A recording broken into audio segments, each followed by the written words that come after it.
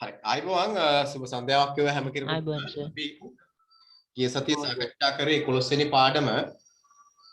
අද අලුතෙන්ම සම්බන්ධ වෙච්ච කවුරු හරි ඉන්නවද? ඒක කලින් පන්ති හිටියේ හිම අය. මම ඉන්න සර්. සෙනුරි.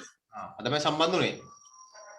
මම සර් මේ අද සම්බන්ධ වුණේ. හරි. දැන් අපි දෙවෙනි වාරයේ සර් මම අනුවත් අද සම්බන්ධ වුණේ. හරි. අපි දෙවෙනි වාරයට අදාළ වැඩ කටයුතු කරමින් ඉන්නේ. එතකොට දෙවෙනි වාරයට අදාළ අපි 11 වෙනි පාඩමේ තමයි ඉන්නේ. ගිය සතියේ අපි 11 වෙනි පාඩම තමයි කතා කරේ. 11 වෙනි පාඩමේ අභ්‍යාස කරලා අපි ගිය සතියේ සාකච්ඡා කරේ. ගිය සතියේ පාඩමේදී අපි 11 වෙනි පාඩම සාරාංශකරණයක් කරලා මේ පාඩම් ගන්න සූදානම් වෙන්න කියලා මම කිව්වා. ගිය සතියේ හිටපු අයට බලමු වෙලාවත් එක්ක අපි කරගන්න පුළුවන් වේද කියලා. එතකොට ගිය සතියේ අපි 11 වෙනි පාඩම සාකච්ඡා කරා. 11 වෙනි පාඩම ඒකේ අපි සාරාංශයක් ලිව්වා. සාරාංශයට දාලා එක සාරාංශ කරුණකට එක කාරණාවක් එක සාරාංශ මාතෘකාවකට එක කරුණක් පාඩම් කරලා තියාගන්නකෝ හැම කෙනෙකුටම මම කිව්වා එක කරුණක් පාඩම් කරන මාතෘකා 10ක් අපි ලියාගත්තා. මාතෘකා 10ක් ලෙස සාරාංශකරණය කරා. 11 වෙනි පාඩම කියලා කියන්නේ විභාගයේදී සාමාන්‍යයෙන් අපි බලාපොරොත්තු වෙන විභාගයේදී රචනාමය ප්‍රශ්නයක් තමයි 11 වෙනි පාඩම තුල පදනම් බවට පත් වෙන්නේ. ඊට අමතරව අපේ සාමාන්‍ය අවබෝධය සාමාන්‍ය දැනීම පුළුල් කිරීම වර්ධනය කිරීම චරිත කතා පිළිබඳ අවබෝධයක් අරගෙන චරිත කතාවල හොඳ ගති ලක්ෂණ අවබෝධ කරගෙන ඒවත් ජීවිතයට එකතු කරගන්න අතරේ විභාගයේදී අපි ගත්තොත් එහෙම විභාගයේදී සාමාන්‍යයෙන් 11 වෙනි පාඩම පදනම් වෙන්නේ විභාගයේදී ප්‍රධාන වශයෙන්ම රචනාවක් આવොත් තමයි. ඒ රචනාවක් කියලා කියන්නේ ඍජුවම රචනාවක් නොආවත් මාසිත ගත් චරිතය වගේ නේද? එහෙම මාතෘකාවක් આવොත් ඒ වගේ දෙයකට උත්තරයක් ලියා ගැනීම හැකියාව තියෙන මාතෘකාවක් තමයි 11 වෙනි පාඩම. ඒ නිසා 11 වෙනි පාඩම පිළිබඳව එවැනි මානයකින් තමයි අපි 11 වෙනි පාඩම අවබෝධ කරගන්නට ඕන. 11 වෙනි පාඩම අපි ගිය සතියේ සාරාංශ කරා මම සාරාංශ කිරීමත් එක්ක අදම සම්බන්ධ වෙච්ච ආකාරයට ඒක අදාළ වෙන්නේ නැහැ. ගිය සතියේ මම මතක් කරන්නේ මේ ඒ සාරාංශ කිරීමත් එක්ක මම හිතනවා එක කාරණාවකට එක මාතෘකාවක් වෙන්න එක මාතෘකාවකට එක කරුණක් වෙන්න පාඩම් කරගන්න කියලා කිව්වා. දැන් මට කලින් පන්තිත් මේ වැඩේ කරන්න උනා. දැන් අද සම්බන්ධ වෙලා ඉන්න අයටත් පැහැදිලි කරගන්න අවශ්‍යයි අපි කොහොමද මැට්‍රික් කරන්න කියලා. මේ කීප දෙනා වුණා. නැත්තම් ඔහේ නිකන් මොකක් වුණාද කියලා හිතා ගන්න බැරි මේ කරන ක්‍රියාවලිය ගැන අවබෝධයක් නැති වුණාට පස්සේ නිසා අපි විෂය ප්‍රධාන දැන් මේක පන්තියේ දිගට විපය මේක අවබෝධ කරගෙන තියෙන අය දන්නවා දැන් මේ අපේ පන්තිය වැඩ කරන ආකාරය. නිසා ඒ අයට මේක අදාළ වෙන්නේ නැහැ. අපේ පන්තිය ප්‍රධාන මාතෘකා පහකින් විෂය නිර්දේශය කතා කරගෙන යන්න එකක් තමයි පෙළ පොතේ තියෙන පාඩම් වල අවබෝධ කොටස් සාකච්ඡා කරන සාහිත්‍ය විමසුම කියන කොටස. මේකට අපිට වෙනම පොතක් ඕන. ඊළඟට ව්‍යාකරණ විමසුම කියලා තව කොටසක් අපි කතා කරගෙන යනවා. ව්‍යාකරණ විමසුම කියලා තව කොටසක් අපි කතා කරගෙන යනවා. ඊළඟට අපි කතා කරනවා අපි රචනා විමසුම කියලා කොටසකුත් අපි සාකච්ඡා කරනවා. ඒ වගේම අපි ප්‍රායෝගික ලේඛන විමසුම කියලා කොටසකුත් අපි කතා කරනවා. ඒ වගේම නිබන්ධන විමසුම කියලා වෙනම කොටසක් අපි හැම පාඩමකටම නිබන්ධනයක් ආශ්‍රයෙන් අභ්‍යාස කරන එකක් තියෙනවා. මුළු පොතේ තියෙන සෑම කවියක්ම පාඩම් කරනවා අපි සිංහල පන්තියේ. ඒක අනිවාර්යයෙන්ම කරන්න ඕන. එහෙන් බැරි අයට පන්තියත් එක්ක ඉන්න බෑ. පන්තියේදී මම කවි පාඩම් ගන්නවා. කැම්ප් එක ඔන් කරලා කවි පාඩම් කරන දවසට කවි ටික කියන සූදානම් වෙන්න ඕන. කැම්ප් එක දිහා බලාගෙන එහෙම කරගත්තොත් ඒ නිසා සාහිත්‍ය විමසුම ව්‍යාකරණ විමසුම කියලා පොත් දෙකක් අපිට අවශ්‍යයි. සමහර මේ පොත් දෙක එක පොතක් විතර අරගෙන දෙකට බෙදලා ගන්නවා. මේ පොතේ තියෙන සෑම ව්‍යාකරණ කොටසම අපි වෙනම සාකච්ඡා කරනවා. පොතේ තියෙන අභ්‍යාස කරනවා වගේම ඒ වගේම රචනා විමසුම කියලා අපිට පොත් පිටු 30ක විතර පොතක් අපි ගාව තියෙනවා. ඒක අපි පන්තියේදී නම් හදන එකක්. නමුත් ඔන්ලයින් පන්ති මම කියන පොතක් අරගත්තට කමක් නැහැ. රචනා විමසුම කියලා. ඊළඟට ප්‍රායෝගික ලේඛන විමසුම කියලා වෙනම පොතක් අපි ගාව තියෙනවා. ප්‍රායෝගික ලේඛන විමසුම කියලා ඒකත් අපි වෙනම කතා කරනවා. පිටු 20ක විතර පොතක් අත් උන එකට. නිබන්ධන විමසුම කියලා කියන්නේ සෑම පාඩමකටම අදාළව නිබන්ධනයක් දෙනවා. මුළු විෂය නිර්දේශයේ එන ඒ පාඩමට අදාළ සියලුම කාරණා වලට ප්‍රායෝගික අභ්‍යාසයේ නිබන්ධනය තුල සටහන් වෙනවා. ඒක අපි සාකච්ඡා කරනවා. ඒතකොට රචනා විමසුම ප්‍රායෝගික ලේඛන විමසුම කියලා වෙනම අපි කතා කරන්න හේතුව තමයි විභාගයේදී ප්‍රශ්න පත්‍රය තුල වැඩිම ලකුණු ලැබෙන්නේ රචනාවට. අපේ පන්තියේ ඉන්න දරුවෝ මේක දන්නවා. කතා කරලා තියෙනවා. ඒ වගේම ප්‍රායෝගික ලේඛන කියලා කියන්නේ විභාගෙදී ඊළඟට තනි ප්‍රශ්නයක් විදිහට වැඩිම ලකුණු ලැබෙන ප්‍රශ්න. නිසා රචනා විමසුම ප්‍රායෝගික ලේඛන විමසුමට අපි වෙනම මුළු අවුරුද්ද පුරාවටම උත්තර මේ අභ්‍යාස කරමින් පුහුණුනාම අපිට ලේසි වෙනවා. සාමාන්‍ය මම කියන විභාගයට යන పూర్වයේ අපේ 9 වසර විභාගයට කලින් අපි අවම වශයෙන් රචනා 10ක්වත් සාකච්ඡා කරලා තියාගන්නට ඕන 9 වසරේ විෂය නිර්දේශය තුල. අපි ඔක සාමාන්‍යයෙන් කරන්නේ නැහැ.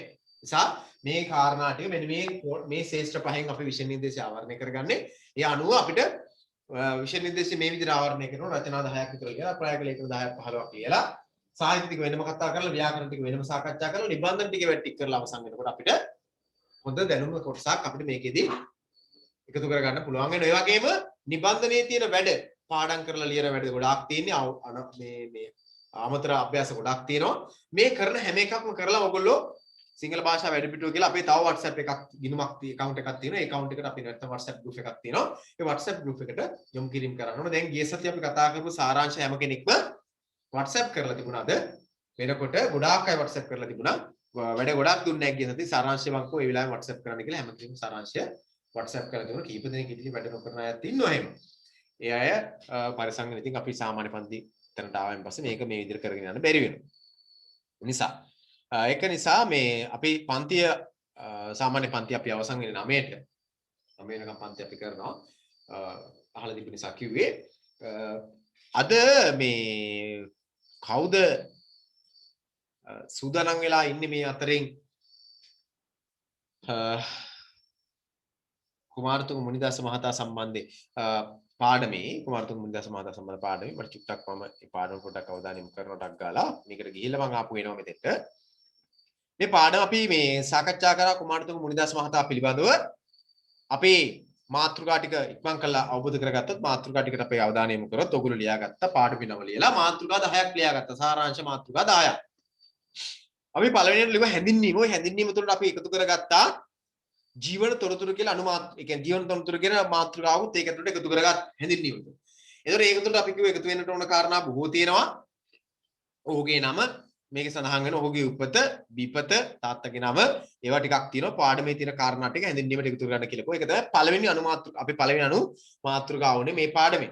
ඊළඟට අධ්‍යාපනය කුමාරතුංග මුනිදාස මහතාගේ අධ්‍යාපනය කියන මාතෘකාවක ඔයගොල්ලොත් එක සටහන් කරගත්තා. ඒක ඔයගොල්ලෝ ලියලා ඇති. ඊළඟට ගත්තොත් එහෙම ඔහු දරු තනතුරු ටිකක් තිබුණා. දැන් අධ්‍යාපනය සම්බන්ධයෙන් ගත්තොත් එහෙම ඔහුගේ අධ්‍යාපනය නේද? ස්ථාන තුනකින් ඔහුගේ අධ්‍යාපනය ආවරණය කරගන්නවා. ඒ වගේම ඔහුගේ තනතුරු ටික වෙනම අපි සටහන් කරගත්ත වෙනම අවබෝධ කරගත්ත මාතෘකාවක් විදිහට තනතුරු කීපයක් ඔහුගේ ඉදලා හිටිය. ඒ වගේම ඔහු සංස්කරණය කරපු ග්‍රන්ථ සංස්කරණය කරපු සහ විවරණය කරපු සහ සංස්කරණය කරපු ග්‍රන්ථ ටිකක් අපි වෙනම මාතෘකාවක් විදිහට ඉගෙන ගත්තා. ඒ වගේම අපි ඔහු සම්බන්ධයෙන් කතා කරද්දී අපි ඊළඟට ඉගෙන ගත්තා ඔහුගේ කවි රචනයට උපදෙස් දෙන ග්‍රන්ථ කියලා මාතෘකාවක් වෙනම ඉගෙන ගත්තා. ඊළඟට පෞද්ගලික අනුභූතිය මත පදනම් වුණු ග්‍රන්ථ කියලා වෙනම එකක් ඉගෙන ගත්තා මාතෘකාවක්. ඒ වගේම අපි ළමයින් උදෙසා රචනා කරපු නිර්මාණ කියලා මාතෘකාවක් අපි සාකච්ඡා කරගත්තා ගිය සතියේ. ළමයින් විදිහට නිර්මාණ කරපුවා. ඊළඟට පුවත්පත් කලාවට දැක්වූ දායකත්වය කියලා මාතෘකාවක් අපි ගිය සතියේ සාකච්ඡා කරගත්ත මේ පාඩම ආශ්‍රයෙන්. ඔන්න ওই ටික තමයි අපි ගිය සතියේ සාකච්ඡා කරගත්තේ. මම කිව්ව ටික හරිය නේද ගිය සතියේ ඊට පස්සේ පොඩක් කියන්න. හෙළහවුල කියලා එකක් හදාගත්තා. ඔව්. ඒ වගේ මාතෘකා 10ක් අපි ගිය සතියේ සාකච්ඡා කරගත්ත මේ පාඩම ආශ්‍රයෙන්. මේ මාතෘකාවට පදනම් වෙච්ච කරුණු ටික තමයි පාඩම් කරගන්නේ. දැන් පළවෙනි එක ගත්තොත් එහෙම හැඳින්වීම. දැන් කුමාරතුංග මුනිදා දැන් මේ සාරාංශ කිරීම මේ මාතෘකාගත කිරීම අනුමාතෘකාගත කිරීම මේ සැකිල්ල අපිට වටිනවා විභාග වලදී විශේෂයෙන්. සහ රචනාවක් ලියන්න අවකාශ ලැබුණොත් අවස්ථාව හිමි වුණොත් කුමාරතුංග මුනිදාස මහතා සම්බන්ධයෙන් අපි දැන් ඔන්න මේ පාඩම ආශ්‍රයෙන් අපි සැකිල්ලක් හදලා ඉවරයි. අපි හදපු සැකිල්ල තව සම්පීඩනය කරලා කෙටි කරගන්නත් පුළුවන් අපිට ඕන. එහෙම නැත්නම් මේ කාරණා මේ සැකිල්ල තුල ඉඳගෙනත් අපිට රචනාව ලියන්න පුළුවන්. මෙතන තියෙන 10ක්. හැඳින්වීමක් කරගන්නට ඕන. ඔහුගේ අධ්‍යාපනය ගැන අපි ලියන්නට ඕන. ඔහු දරුවෝ තනතුරු ගැන අපි ලියන්න ඕන. ඔහු සංස්කරණය කරපු සහ විවරණය කරපු ග්‍රන්ථ ටික වෙනම ලියා ගන්න පුළුවන් අපිට. ඊළඟට ඔහු රචනා ඔහුගේ නිර්මාණ තියෙනවා. කවි ලියන අයට උපදෙස් දීම සඳහා කවි මගට උපදෙස් දෙන ග්‍රන්ථ තියෙනවා. ඔහුගේ පෞද්ගලික අනුභූතිය මත නිර්මාණය වෙච්ච ග්‍රන්ථයක් ගැන කතා කරන්න පුළුවන් ඕගොල්ලන්ට. ඊළඟට ඕගොල්ලන්ට පුළුවන් ළමයින් වෙනුවෙන් නිර්මාණ ගැන කතා කරන්න. ඊළඟට ඕගොල්ලන්ට පුළුවන් ඔහු සම්බන්ධයෙන් ගත්තන් පස්සේ සංගරාව නැත්නම් අපි කියන පුවත්පත් කලාවට ඔහුගේ දැක්වූ දායකත්වය පිළිබඳව කතා කරන්න පුළුවන්. මෙන්න මේ වගේ ඊළඟට ඔහු හෙළහවුලනේ බිහි කිරීම, මේ හෙළහවුල කියන සංවිධානය පිහිටුවීම වාගේ දේවල් අපිට මේ පාඩම තුල සාකච්ඡා කරන්න පුළුවන් ශේෂ්ත්‍ර. දැන් ওই ටික දැන් අපි ගියහදී සාකච්ඡා කරා. දැන් ওই ශාස්ත්‍රයෙන් ওই මාතෘකා ටික අනුගත වෙලා ඔයගොල්ලන්ට මම කිව්වා මේ මාතෘකාවට අනුගත වෙලා ඒවට අදාළව එක කරුණක් අවම වශයෙන් පාඩම් කරගෙන තියාගන්න කියලා හැම කෙනෙකුටම පාඩම් කරගන්න කියලා. දැන් මේ ඉන්න අය අතරේ හිරුෂ පාඩම් කරලාද තියෙන්නේ? හිරුෂ අමින්දු පාඩම් කරලා තියෙන්නේ. ඔතනින් පාඩම් කරපු අය ඉන්නේ කවුද පොඩ්ඩක් කියන්න බලන්න. පාඩම් කරලා තියෙන්නේ කවුද? සර් පාඩම් කරා. පාඩම් කරලා තියෙන්නේ නේද? 10ටම එක කාරණාවක් බැගින් කියන්න පුළුවන්ද? ඔව් සර්. පුළුවන්. පුළුවන්. හරි. කවුරු එක්කෙනෙක් අවස්ථාව අරගෙන කියන ටක්කා. මම මේ අද අනිවාර්ය කරන්නේ නැහැ. පුළුවන් අයට විතරක් අද මම ගන්නවා. මම ඒ අයගේ නම් සටහන් කර ගන්නවා. වීඩියෝ එකේ තියෙනවනේ නම්. මම මේකේ රෙකෝඩින් එක තියෙනවනේ. රෙකෝඩින් එකෙන් මම නම ගන්නවා. කවුද දුන්නේ කවුද නැති කියලා. ඊළඟ දවසේ ඒ අය අතහැරලා ඊළඟ දවසේ ගන්නවා. මොකද මේ ඔක්කොගෙම අපිට ගන්න බැරි වෙනවද? සාමාන්‍ය ඔයගොල්ලෝ දන්නවා මේ කවි පාඩම් කරන්නේම අනිවාර්ය අපේ පන්ති. දැන් මේ දවස්වල අපිට කවි නෑ පාඩම් කරන්න. කවි විතරක් පාඩම් කරලා හරියන්නේ නැහැ. අපිට පාඩම් කරගත්තු වෙන වෙන කාරණා තියෙන. ඒවා තමයි මේ පාඩම් කරමින් යන්නේ. ඒක තමයි පාඩම් කරන්නේ. හරි. එතකොට කවුද අද කැමැත්තෙන් ඉදිරිපත් වෙලා පොඩ්ඩක් ඔක්කොටම අවස්ථාව දෙන්න බෑ අද තියෙන වෙලාවත් එක්ක. කවුද කැමැත්තෙන් ඉදිරිපත් වෙන්නේ?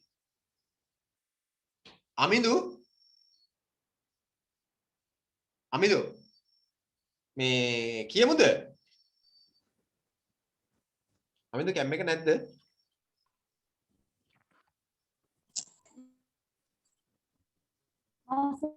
හරි. අමිදු කියන බලන්න ටක් ගාලා මේ කුමාරතුංග මුනිදාස මහතාගේ නිර්මාණ සම්බන්ධයෙන් දැන් කැම් එක දිහා ගෙලින් බලාගෙන කතා කරන්නද වෙන දේවල් බලන්න බෑ හොඳ උත්තරේ බලන්න බෑ. හරි. ඔයා කියන බලන්න මට මේ හැඳින්වීමට අදාළ කාරණාවක් ඉක්මනට සිග්නල් මදි වගේ නේද? ඌ 1988 ජූලි 25 උපතලද? හරි. සිග්නල් මදි වගේ වට. ඊළඟට මට කියන්න බලන්න යාගේ විවරණ ග්‍රන්ථයක් දෙකක් තුනක් 1988 ජූලි 25 උපතලද? හරි හරි හොඳයි. විවරණ ග්‍රන්ථ කීපයක් කියන්න.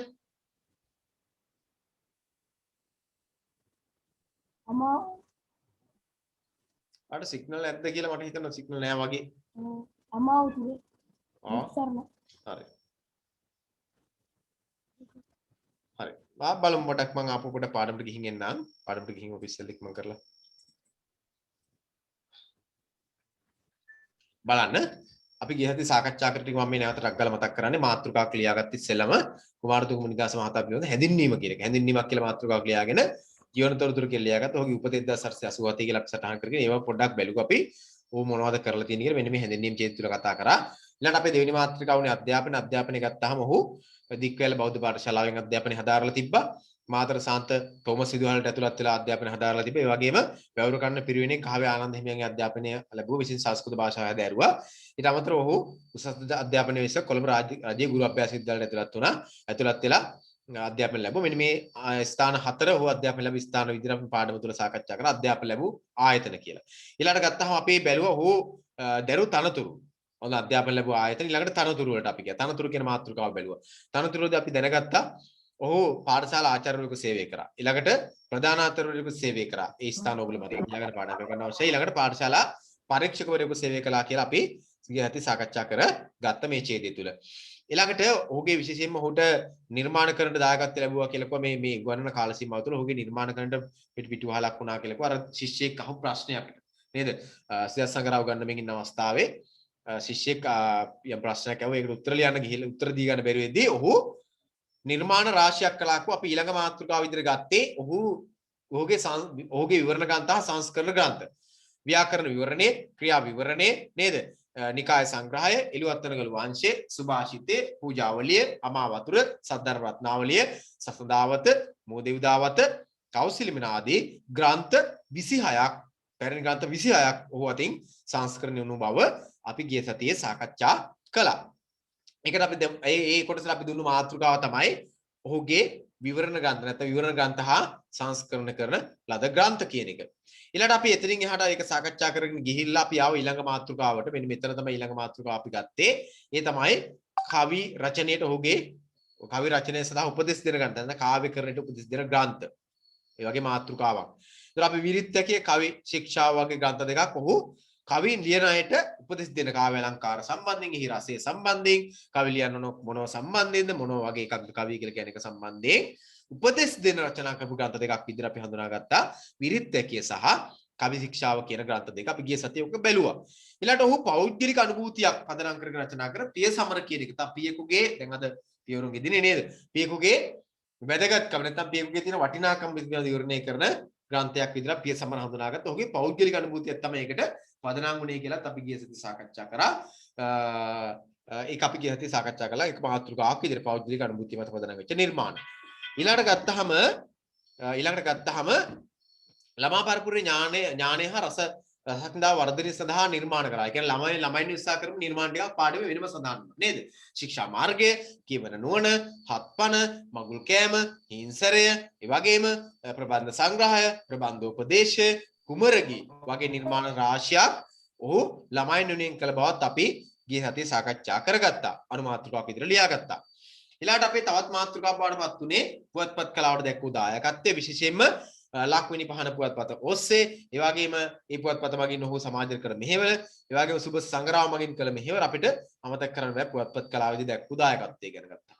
ඊළාට අපි කතා කරා වෙනම මාතෘකාවක් විදිහට හෙළහවුල කියන එක. දැන් හෙළහවුල කියලා කියන්නේ මම මෙතන පොඩි කාරණාවක් ඔයගොල්ලන්ට මතක් කරනවා හෙළහවුල කියන මාතෘකාව ගත්තාම.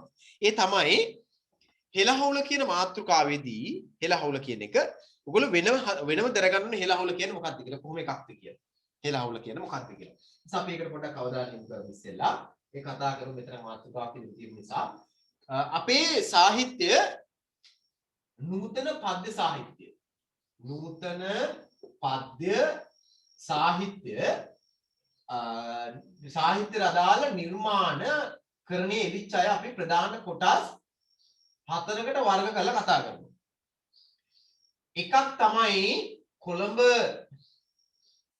යුගයේ පළමු කෙටියෙන් මම ලියන වෙලාව නිසා කවි පරපුර කියලා ගන්න.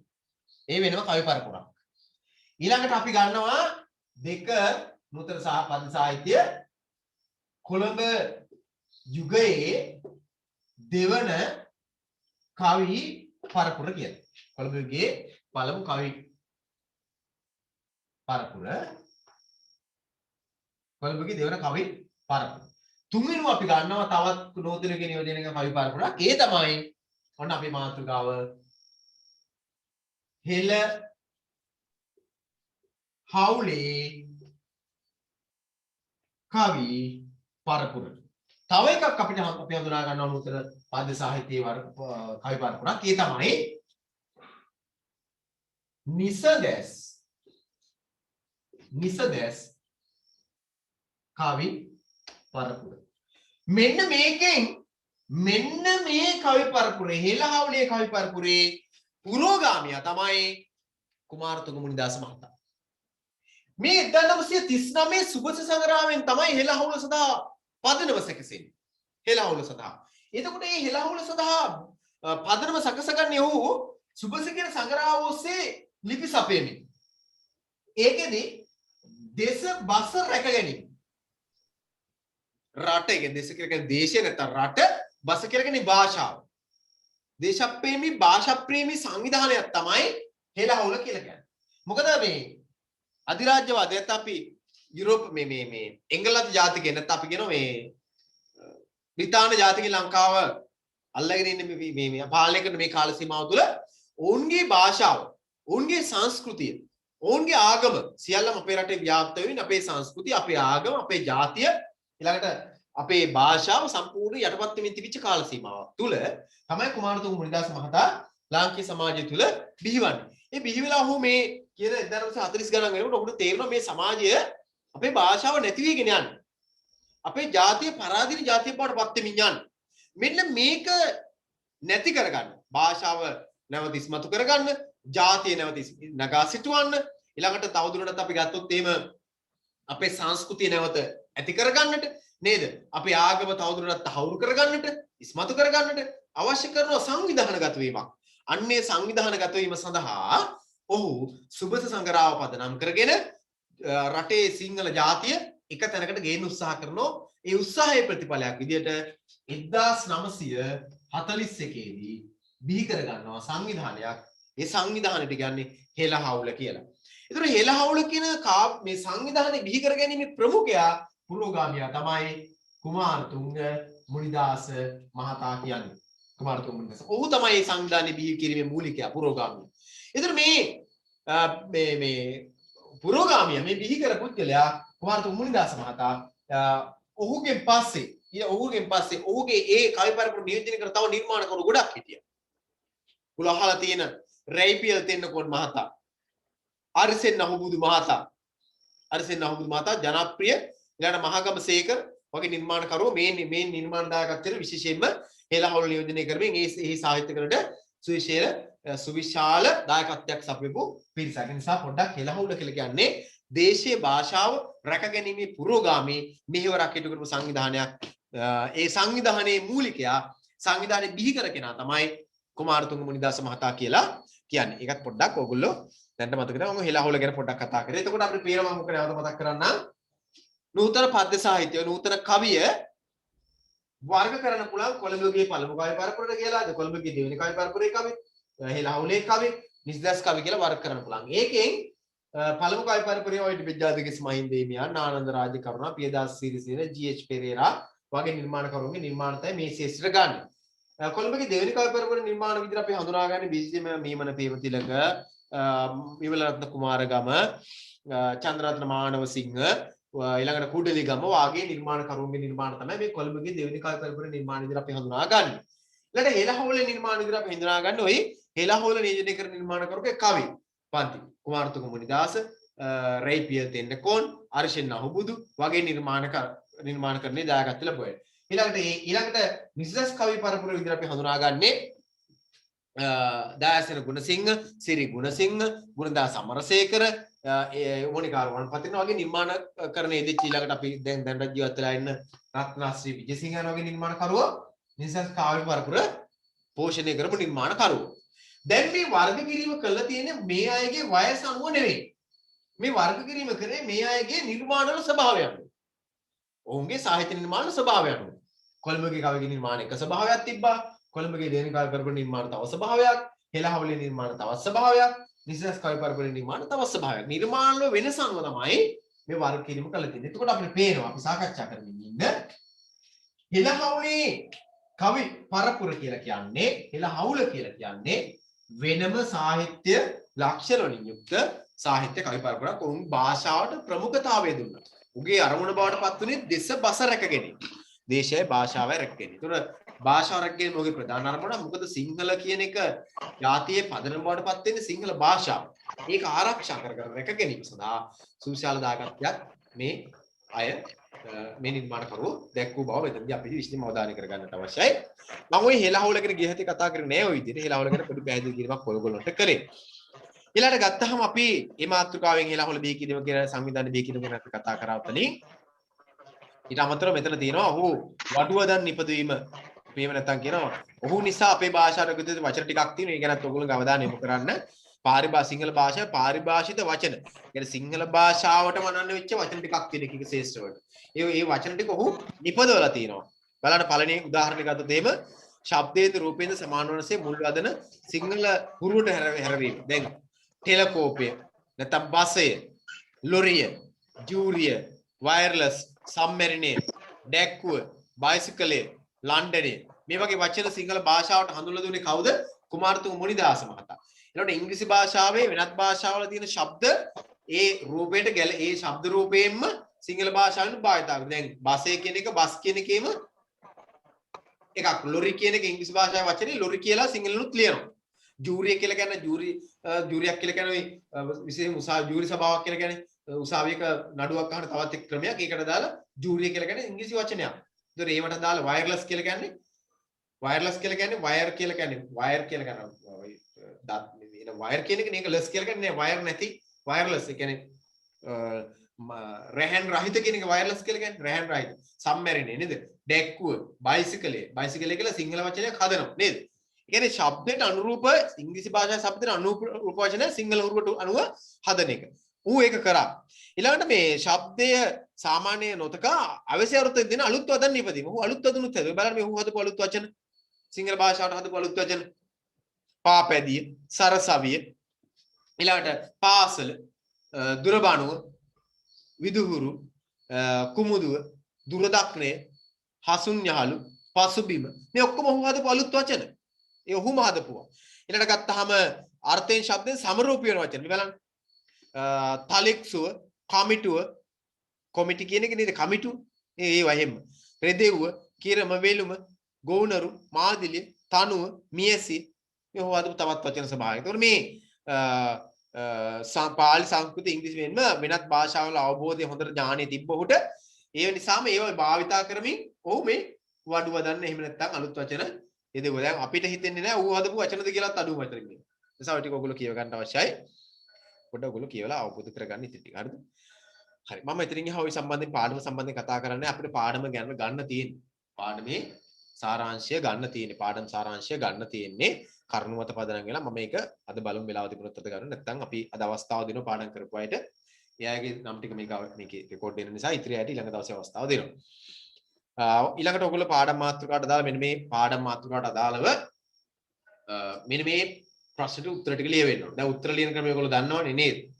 සාහිත්‍ය විමසුම් පොතේ මේ ප්‍රශ්නට උත්තර ලියන්නේ අපි එළියද්දී ප්‍රශ්න නොලිය උත්තර ලියන ක්‍රමයක් අපේ ගාව තියෙනවා. අපේ අලුත් දරුවෙන් නිසා මම මතක් කරන්නේ ප්‍රශ්න ලියන්නේ නැති උත්තර ලියනවා අපි. හැබැයි ප්‍රශ්නේ උත්තරේ තියෙනවා. දැන් උදාහරණයක් විතර ගත්තොත් මේ බලන්න. කුමාරතුංග මුනිදාස සිංහල භාෂා අභිවෘද්ධි කළ සේවාවන් මොනවාද? දැන් කුමාරතුංග මුනිදාස මහතා සිංහල භාෂාවේ අභිවෘද්ධිය වෙනුවෙන් කරපු කාර්යභාරය කියලා තමයි මෙයාන. කුමාරතුංග මුනිදාස මහතා සිංහල භාෂාවේ අභිවෘද්ධිය වෙනුවෙන් කරපු කාර්යභාරය. කවුරු කියන බලන්න. මොනවද සිංහල භාෂාවෙන් කරපු කාර්යභාරය? ඔහු සිංහල භාෂා අභිවෘද්ධිය වෙනුවෙන් කරපු වැඩ ටික කියනවා. කුමාරතුංග මුනිදාස මහතා. එළහවුල බිහි කිරීම. එළහවුල බිහි කිරීම. තව පොත්වලට විවරණ සැපයීම. විවරණ ග්‍රන්ථ කිරීම. තව මොනවද කියලා? සිංහල භාෂා වාක්කෝෂය පුළුල් කිරීම. සිංහල භාෂා වාක්කෝෂය පුළුල් කරා. තව තමයි උදෙසා ග්‍රන්ථ නිර්මාණය.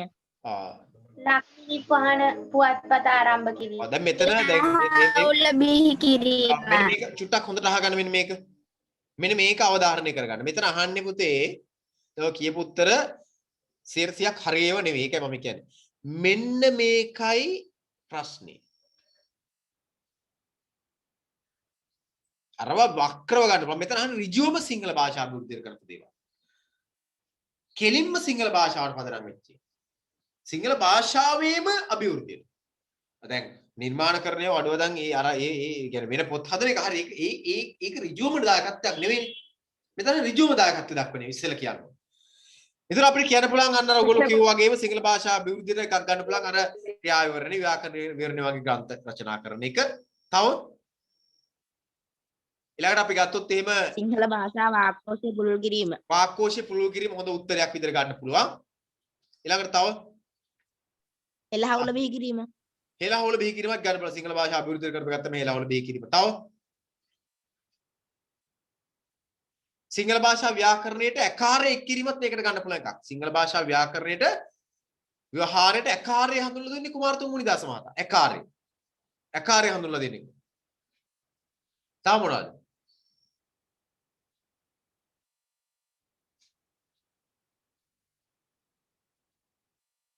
කෙලින්ම සම්බන්ධ දේවල්. ඒ ටික ඉස්සෙල්ලා ලියලා තමයි ඔයගොල්ලෝ අනිත් ඒවා ලියන්න ඕනේ.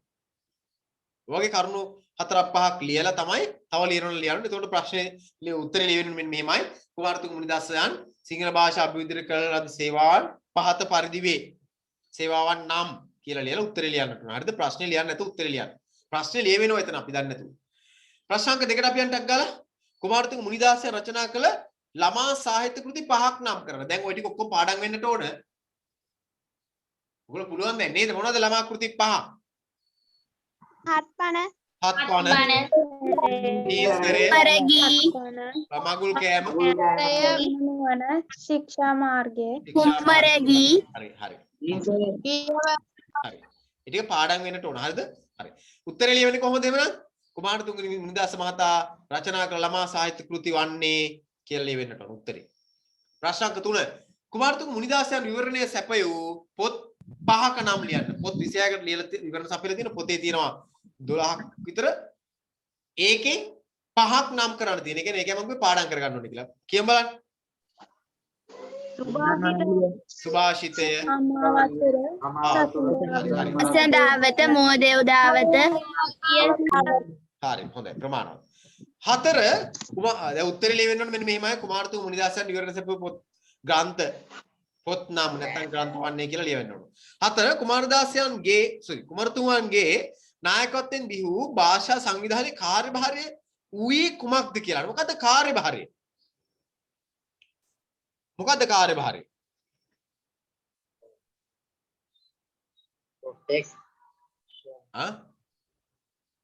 මොකද්ද කාර්යභාරය?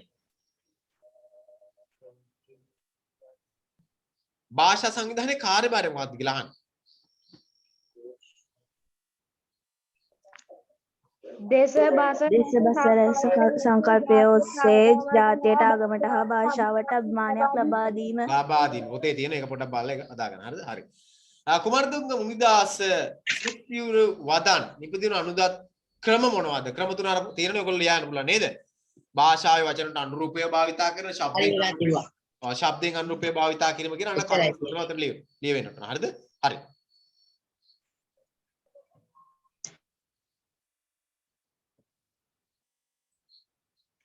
ඊළඟට අපි බලමු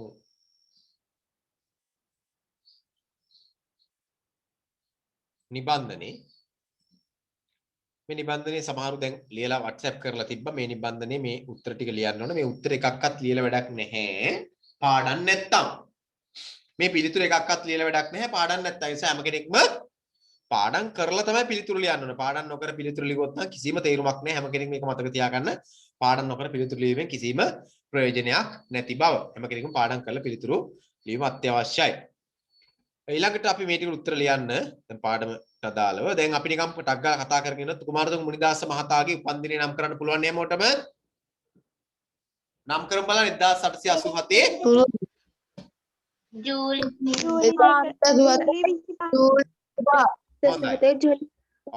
ඊළඟට ගත්තොත් එහෙම දේශපාලන රැසූ දෙසා කැපවේ කටයුතු කිරීම පිළිබඳව හැඟීම කුමාරතුංග මුනිදාස මහතා තුළ රෝපණය වූයේ කාගේ බලපෑමෙන්ද කියලා අහනවා. පියාගේ බලපෑමෙන්. පියාගේ බලපෑමෙන්. කුමාරතුංග මුනිදාස මහතාගේ පියාගේ නම දන්නව නේද? ජොන් අබිය කුමාරතුංග හරි. දන්න කවුරු පොතේ තියෙන නිසා ඒක ඔයගොල්ලෝ ඊළඟට ගත්තොත් එහෙම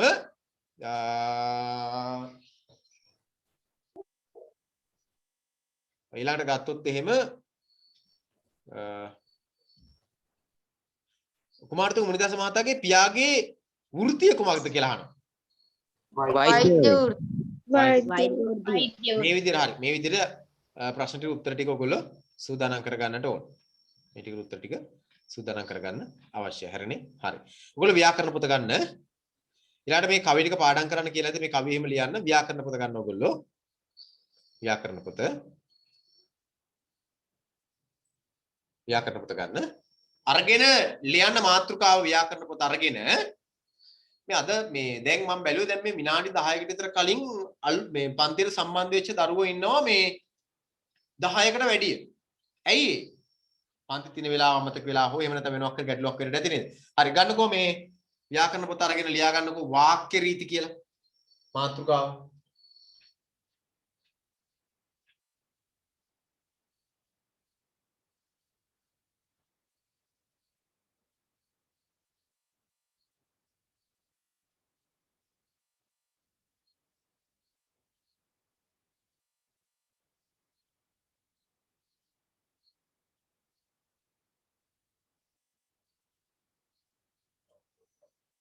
හරි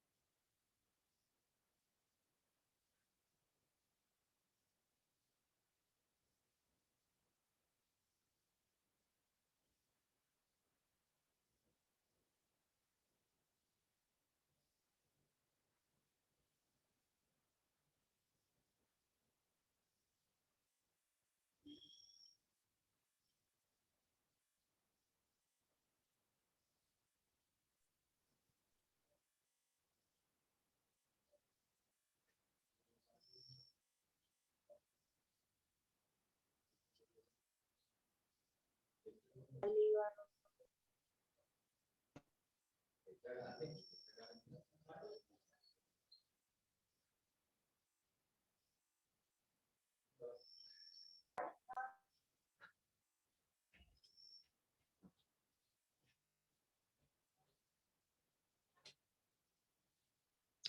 ලියාගන්න ඇති මාතෘකාව මේ දැන් අපි බැලුවහම ඔයගොල්ලන්ට තේරෙනවා දැන් අපි මාතෘකා ගිය සත් අපි කලින් සතියේ අවසන් කරා මාතෘකාවක්. දැන් අපි අලුත් මාතෘකාවට ආවේ. මොකද අපි අවසන් කරලා තියෙන මාතෘකාව? උක්ත පදයි අනුක්ත පදයි. උක්ත පද සහ අනුක්ත පද. අපි උක්ත පද අනුක්ත පද කියන මාතෘකාව අවසන් කර ලැබෙන්නේ. උක්ත පද අනුක්ත පද කියන එක. මට ටක් ගාලා කියන බලන්න උක්ත පද සහ අනුක්ත පදවල උක්ත පද සහ අනුක්ත පදවල උක්ත පද සහ අනුක්ත පද හඳුනා ගන්න ක්‍රම 6ක් කතා කරලා තියෙනවා. එහෙම නේද? උක්ත අනුක්ත නාම හඳුනා ගන්න ක්‍රම 6ක්. මතකයි නේද මේක කතා කරා? 6ක් හෝ 5ක් අපි කතා කරා. දැන් ඒ ටික පිළිබඳ අවබෝධය මේ පාඩමට ඕන. නැත්නම් අපිට උක්ත අනුක්ත ભેදය පිළිබඳ අදහස් එකතු කරගන්න බැරි වෙනවා. ඒ නිසා කල්පනා කරලා මතක තියාගන්න කාරණා තුන උක්ත අනුක්ත ભેදය පිළිබඳ අදහස අනිවාර්යෙන් හැම කෙනෙක් ගාව තියෙනවා. වාක්‍ය රීති කියන මාතෘකාව අපි මෙතනදී සාකච්ඡා කරන්න යන්නේ. එතකොට වාක්‍ය රීති කියන මාතෘකාව කතා කරද්දී වාක්‍ය රීති වලට කලින් උක්තාක්‍යාවද සම්බන්ධව සටහන් දෙන්න යන්නේ නැහැ. අවබෝධ ප්‍රශ්න විතරයි කතා කරන්නේ. සටහන් අවශ්‍ය නැහැ මේකට කෙටියෙන් අපි සාරාංශ කිරීමක් කරගත්තට උක්තාක්‍යාවද සම්බන්ධය අපිට වැදගත් වාක්‍යක රීති කතා කරන්න කලින් උක්තාක්‍යාවද සම්බන්ධය අපිට වැදගත්. උක්තාක්‍යාවද සම්බන්ධය බැරි නම් වාක්‍ය රීති සම්බන්ධයෙන් කතා කරලා තීරුමක් නැහැ. නිසා පළවෙනි කාරණාව වාක්‍යක උක්තේ සහ ආඛ්‍යාතය අතර සම්බන්ධය සාකච්ඡා කරගන්නේ. මේ බලන්න සාමාන්‍යයෙන් වාක්‍යක උක්ති සහ ආඛ්‍යාතය අතර සම්බන්ධතාවයේ ගොඩනැගෙන ප්‍රධාන අංශ 4ක් තියෙනවා. එකක් තමයි වචන ભેදය.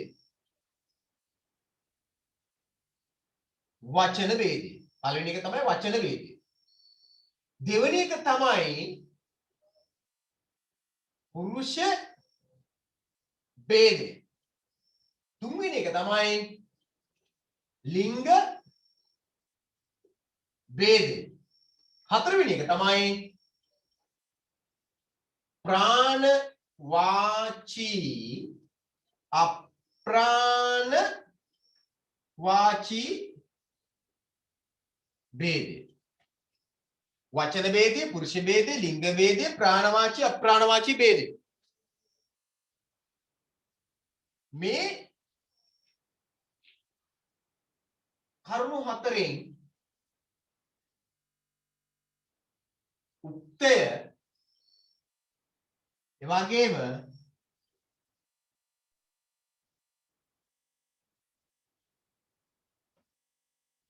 ආඛ්‍යාතය ගැලපෙන්නට ඕන. හොඳට මතක තියාගන්න මේ වචන ભેදයෙන් උක්තේ වචන ભેදය ආඛ්‍යාතේ වචන ભેදයත් එක්ක සමබර වෙන්න ඕන, ගැලපෙන්නට ඕන. උක්තේ වචන ભેදය ආඛ්‍යාතේ වචන ભેදයත් එක්ක ගැලපෙන්න ඕන. ඊළඟට පුරුෂයත් එහෙමයි. පුරුෂයනොත් උක්තේ ආඛ්‍යාතේ ගැලපෙන්න ඕන. ඊළඟට ලිංග ભેදිනුත් උක්තේ සහ ආඛ්‍යාතේ ගැලපෙන්න ඕන. ඊළඟට ප්‍රාණවාචී අප්‍රාණවාචී ભેදිනුත් උක්තේ සහ ආඛ්‍යාතේ ගැලපෙන්න ඕන. ඒක මතක තියාගන්න. මේකට තමයි අපි කියන්නේ උක්තාක්‍යාත පද සම්බන්ධය කියන්නේ. උක්තේ සහ ආඛ්‍යාත අතර තියෙන සම්බන්ධතාවය. දැන් අපි මම උදාහරණයක් විතර ගන්නම් වචන ભેදය. වචන ભેදය කියලා කියන්නේ මොකක්ද මෙතන? මොකක්ද මේ වචන ભેදය කියලා කියන්නේ? වචන ભેදය කියලා කියන්නේ ඒක වචන සහ බහු වචන කියන එක. ඒක වචන සහ බහු වචන කියන. මේ බලන්න වචන ભેදය කියලා කියන්නේ ඒක වචන බහු වචන කියන එක. මේ වචන ભેදය වාක්‍යක උක්තයක දක්වන්න ලැබෙනවා, ආඛ්‍යාතයක් දක්වන්න ලැබෙනවා. ඒක නිසා වාක්‍ය උක්තයයි ආඛ්‍යාතයයි දෙක ගලපන්නට ඕන වචන ભેදේ. ඔන්නෝකට අපි කියන උක්තාඛ්‍යාත පද ගැලපීම කියන සම්බන්ධය කියන. බලමු උදාහරණයක් අපි නිකන් බලමු. මේ බලන්න. දැන් මම කියලා ආවහම දැන් මම කියනවා ඔව්. ඔව් කියන්නේ ඒක වචනයි. එහෙනම් මේක ඒක වචනයි. අවසන් කරන්නත් ඕනේ ඒක වචනින් කියලා අපි දන්නවා. ඔහු කියන එක අවසන් කරන්න ඕන ඔහු යයි. මොන වචන ભેද එකක්. ඊළඟට අපි ඕහු කියලා ගන්න බහු වචනයි. අනිතෙන්දී අපි අවසන් කරනවා යති කියලා. මේ දෙක මේ මොකද්ද මේ? මේ තමයි උත්තාක්‍යාපද සම්බන්ධයේ වචන ભેදයෙන් ගැලපීම. උක්තේ සහ ආඛ්‍යාතය වචනය අනුව ගැලපීම. ඒක වචන වීම නිසා ඒක වචනෙන් අවසන් කරනවා. බහු වචන වීම නිසා බහු වචනෙන් අවසන් කරනවා. මොන උත්තාක්‍යාපද සම්බන්ධයේ පළවෙනි රීතිය තමයි වචන ભેදයෙන් ගැලපීම. වචන ભેද අනුව ගලපනවා. ප්‍රාණවාචික අප්‍රාණවාචික පස්සේ ඊළඟට. පුරුෂ ભેදයෙන් ගත්තොත් එහෙම. පුරුෂ ભેදයෙන් ගත්තොත්. පුරුෂ ભેදය අනුවත් ආඛ්‍යාතය ගලපනවා. පුරුෂ ભેදය අනුවත් ගලපනවා. දැන් අපි ඒක දන්නවා මේ බලන්න. මේක මෙතන ලියන්නම්. ඔන්න අපි ගැලපුවා. යයි කියලා කිව්වා වචන ભેදයෙන් යති කියලා කිව්වා ඒ වචන ભેදය අනුව. මේක වචන ભેදය. වචන ભેදයෙන් අපි දන්න උක්ත සාක්ෂාතය ගැලපීම. උක්තාකරප සම්බන්ධ කියලා කියන එකේ පළවෙනි කාරණාව. උක්තාකරප සම්බන්ධයේ දෙවෙනි කාරණාව තමයි පුරුෂ ભેදය. පුරුෂ ભેදෙත් අපි උක්ත සාක්ෂාතය ගලපනවා. ඒක අපි දන්නවා. මම කියලා පටන් ගත්තොත් මියන්නෙන් අවසන් කරනවා කියලා කියන්නේ ඒක ඔය. ඊළඟට අපි කියලා පටන් ගත්තොත් මූ කියලා අවසන් කරනවා කියන්නේ ඒක. මේක උත්තම පුරුෂ අපි ඒක දන්නවා. තෝ කියලා පටන් ගත්තොත් තෝ නුඹ කියලා පටන් ගත්තොත් අපි ඒක හියන්නෙන් අවසන් කරනවා කියලා දන්නවා. ඊළඟට තොපි ඊළඟට නුඹලා කියලා පටන් ගත්තොත් අපි ඒක හුයන්නෙන් අවසන් කරනවා කියලා දන්නවා. මේ මොකද්ද? මේ පුරුෂ ભેදය. පුරුෂ ભેදය. මේ උත්තම පුරුෂ ભેදය මේ මධ්‍යම පුරුෂ ભેදය කියන්නේ උත්තම පුරුෂයට අනුව ආඛ්‍යාත උත්තම පුරුෂයෙන් ගලපන්නට ඕන. මධ්‍යම පුරුෂයේ ආඛ්‍යාත උක්තයක් නම් මධ්‍යම පුරුෂයෙන් ආඛ්‍යාතේ ගලපන්නට ඕන. ප්‍රථම පුරුෂයෙන් ගත්තාම උදාහරණයක් විදිහට ඔහු කියන එක නම් අර අතින් මේ වගේ ඔහු යයි කියලා අපි අවසන් කරනවා. යයි කියලා අවසන් කරනවා. ඔහු නම් අපි යති කියලා අවසන් කරනවා. මේක වචන බහුවචන ભેදය. මේ මෙතන ගලපලා මේ අපි ගලපුවේ පුරුෂ ભેදේ. ඒ පුරුෂ ભેදිනුත් ගලපන්න උක්ති සාක්ෂාතේ. ඒ විතරක් නෙමෙයි. මේ බලන්නකෝ ලිංග ભેදිනුත් ගලපන්න ඕන උක්තේ සාක්ෂාතේ. ලිංග ભેදයෙන් උක්තේ සාක්ෂාතය ගලපන්න නම් ලිංග ભેදයේ උක්තේ සාක්ෂාතේ ගලපන්න නම් මතක තියාගන්න ඒක බලපාන්නේ අතීත කාලයේ සහ අනාගත කාලයට විතරයි. අතීත කාල සහ අනාගත කාල ඒකවචන වාක්‍ය වලට විතරයි ලිංග ભેදය මේ මම එක දෙනවා ඔයගොල්ලෝ උදාහරණ වාක්‍ය ටික දෙනවා. ලිංග ભેදේ බලපාන්නේ අතීත කාල සහ අනාගත කාල ඒක වචන වාක්‍ය වලට පමණයි. හරිද? ලිංග ભેදේ නම් බලපාන. අතීත කාලේ සහ අනාගත කාලේ ඒක වචන වාක්‍ය වලට. හරිද? ඊළඟට අවසාන එක ප්‍රාණවාචී අප්‍රාණවාචී ભેදයක් උක්තේ සාක්ෂාතී ගලපන්න. ක්‍රිතියක් විදිහට ගලපනවා. ප්‍රාණවාචී වුණාම මොකද වෙන්නේ උක්තේ? අප්‍රාණවාචී වුණාම මොකද වෙන්නේ? එතන රීති තුනක් අපිට තියෙනවා. හරිද?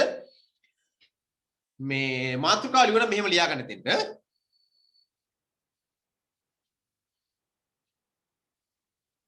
මෙහෙම ලියා ගන්න.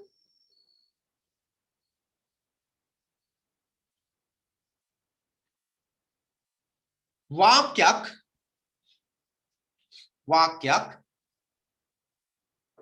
වාක්‍යක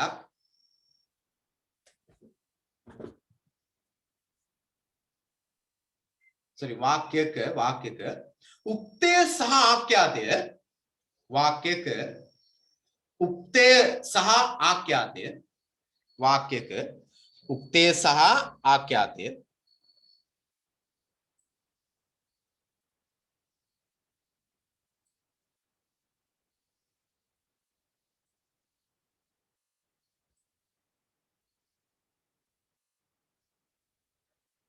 වාක්‍යක උක්තේ සහ ආඛ්‍යාතය වාක්‍යක උක්තේ සහ ආඛ්‍යාතය මේක අලුත් පාඩමක් හරිනේ මේක අලුත් ව්‍යාකරණ මාතෘකාවක් වාක්‍යක උක්තේ සහ ආඛ්‍යාතය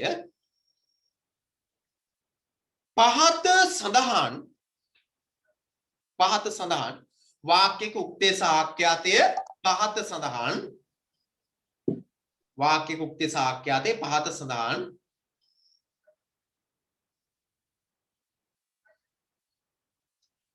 කොටස් ඔස්සේ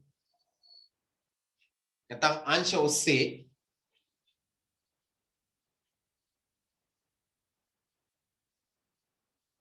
මනාව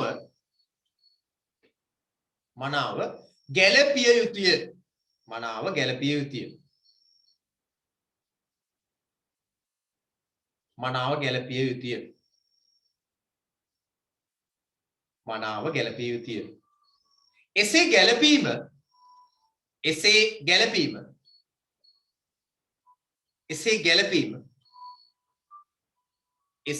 ගැලපීම උක්ත ආඛ්‍යාත පද සම්බන්ධය ලෙසද එසේ ගැලපීම උක්ත ආඛ්‍යාත පද සම්බන්ධය ලෙසද එසේ ගැලපීම උක්තාඛ්‍යාත පද සම්බන්ධය ලෙසද එසේ ගැලපීම උක්තාඛ්‍යාත පද සම්බන්ධය ලෙසද හැඳින්වේ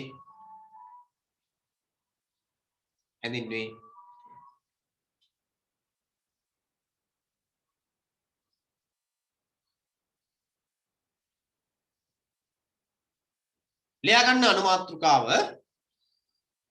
වචන ભેදය ලියා ගන්න වචන ભેදය අනුමාත්‍රිකාව ලියා ගන්න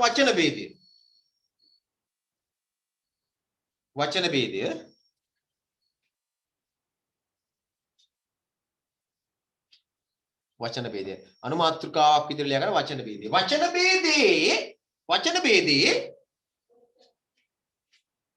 වචන ભેදයේ තුල අනුරීති දෙකක් තියෙනවා.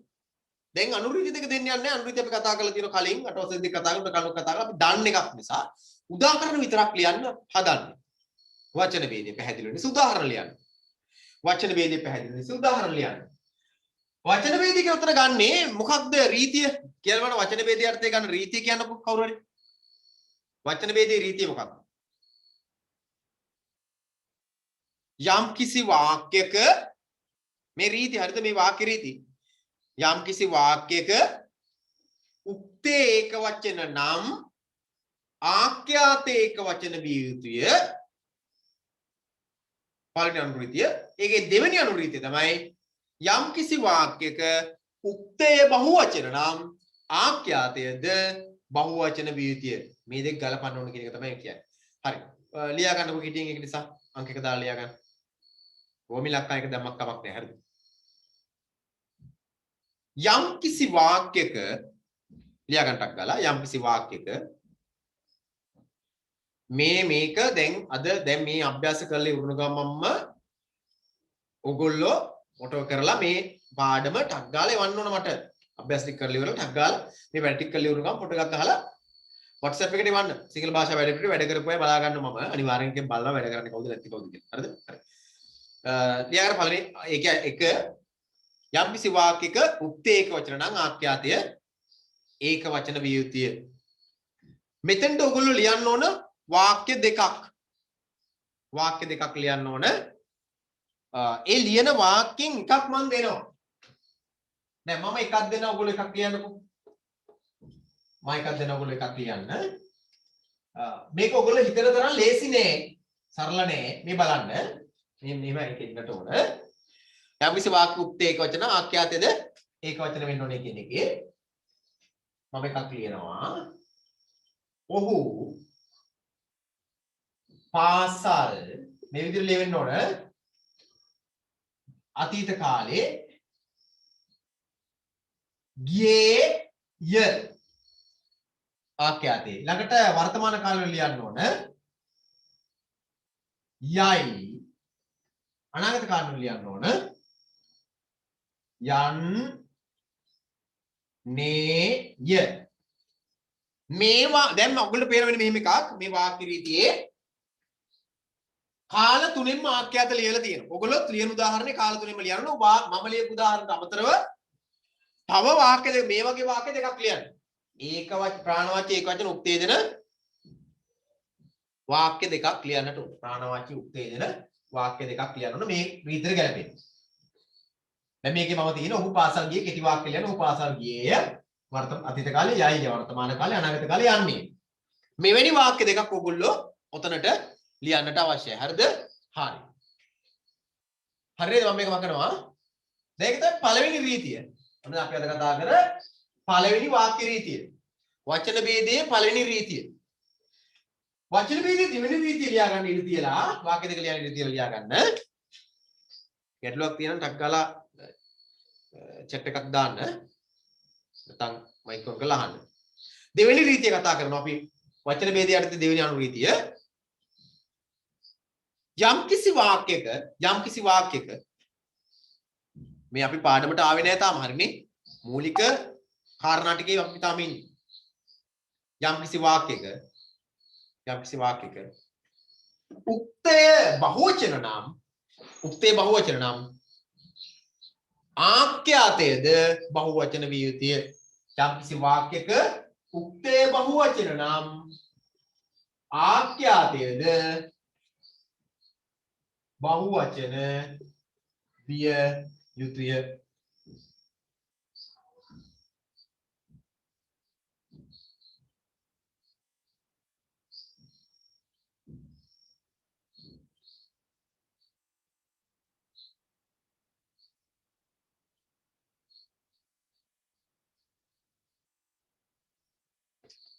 යම් කිසි වාක්‍යයක උක්තේ බහුවචන නම් ආඛ්‍යාතයද බහුවචන විය යුතුය මෙන්න උදාහරණ වාක්‍ය ඔව්හු පාසල් ගියෝ යතිත කාලයි ගිය අතීත කාලයි අන්න බලන්න අපිට පේනවා ආඛ්‍යාතය අතීත කාලයේ ආඛ්‍යාත දෙකක් අපිට දක්වන්න ලැබෙනවා මේ දෙකම ලියන්න ඕන ඔයගොල්ලෝ ලියනවා කරනවා කියන අර්ථය එනකොට ඒක ඊට වඩා වැඩි වෙනවා හරිනේ කරනවා කියන අර්ථය ඊට වැඩි වෙනවා ඔව් පාසල් ගියෝය ගියහ ඊළඟට වර්තමාන කාලේ තියෙන යති අනාගත කාලේ යන්නෝය නිසා ඔයගොල්ලෝ ලියනවා වෙන වාක්‍ය තව වාක්‍ය දෙකක් ලියන්න උතෙන්ට උත්සාහ කරපන් සම්බන්ධිත තව වාක්‍ය දෙකක් ලියන්න ඒ තමයි අතීත කාලය තුල අතීත කාලේ ලියන වර්තමාන කාලේ සහ අනාගත කාලයෙන් ඔයගොල්ලෝ ලියන වාක්‍ය පැහැදිලිවම ආඛ්‍යාත තියෙන්නට ඕන දැන් මොන අපි පළවෙනි සම්බන්ධතා රීති දෙක කතා කරලා ඉවරයි මේ 8 වසරේ කතා කරපු දේවල්මයි ඔයගොල්ලෝ ඒක දැනුම් පොඩ්ඩක් අලුත් කරගන්න තමයි මේ වැඩේ කරන්නේ ඒ නිසා ඒක පොඩ්ඩක් මතක තියාගන්න බලන්න වචන ભેදේ රීති දෙකක් කතා කරලා තියෙනවා උක්තේ ඒක වචන නම් ආඛ්‍යාතේ කොහොමද හැදෙන්න ඕන කාල තුනෙන්ම උක්තේ බහුවචන නම් ආඛ්‍යාතේ කාල තුනෙන්ම කොහොමද හැදෙන්නේ විශේෂයෙන්ම අතීත කාල බහුවචන උක්තේ ආකාර දෙකකින් ආඛ්‍යාතේ බහුව ආකාර දෙකකින් ගොඩනැගෙන බවත් මතක තියාගන්න ඕන හරිද හරි එතෙන්ට වාක්‍ය දෙකක් ලියන්න තියලා ඒ ලියන මේ වාක්‍යෙත් දෙකක් ලියනවා මේ වාක්‍යෙත් දෙකක් ලියනවා ලියන වාක්‍යවල ආඛ්‍යාතේවත් අවසාන ක්‍රියාව කාල තුනෙන්ම සකසන්නට ඕන හරිද හරි ලියා ගන්න ඊළඟ අනුමාත්‍රිකා වචන ભેදය ඉවරයි වචන ભેදය හරිය උච්චරයි ඊළඟට අපි යනවා පුරුෂ ભેදය මම තාම කිටියෙන් කතා කරා යන්නේ මොකද මේකට එච්චර වැඩි අවධානයක් අපිට ගන්න අවශ්‍ය නැහැ මේකයි පුරුෂ ભેදය මේ පුරුෂ ભેදය කියන එක ඔයගොල්ලෝ මොකක්ද කියලා දන්නවා උත්තම පුරුෂ මධ්‍යම පුරුෂ ප්‍රථම පුරුෂ නාමපද උත්තම පුරුෂ මධ්‍යම පුරුෂ ප්‍රථම පුරුෂ නාමපද විතරක් නෙවෙයිනේ තියෙන්නේ උත්තම පුරුෂය මධ්‍යම පුරුෂය ප්‍රථම පුරුෂය නියෝජනය කරන ක්‍රියාපදයක් තියෙනවා. එතකොට උත්තම පුරුෂ නාමයක් නම් උත්තම පුරුෂ ක්‍රියාපදයක් ඒකට වෙනම හැදෙනවා භාෂාව. මධ්‍යම පුරුෂ උක්තයක් නම් මධ්‍යම පුරුෂ ක්‍රියාපදයකුත් තියෙනවා. ආඛ්‍යාතයකුත් තියෙනවා. ප්‍රථම පුරුෂ උක්තයක් නම් ප්‍රථම පුරුෂ ආඛ්‍යාතයකුත් තියෙන නිසා ඒ අනුව ගැලපීමක් තියෙන්නටත් අවශ්‍යයි. ඒ අනුව ගැලපීමක් තියෙන්නට අවශ්‍යයි. හරිද? ලියාගන්න මෙහෙම මාතෘකා ලියන්න නැති ඔයගොල්ලෝ පුරුෂ ભેදය කියලා පුරුෂ ભેදය කියලා මාතෘකා ලියවන්නම් ලියාගන්න මෙහෙම පුරුෂ ભેදය කියන මාතෘකාව යටතේ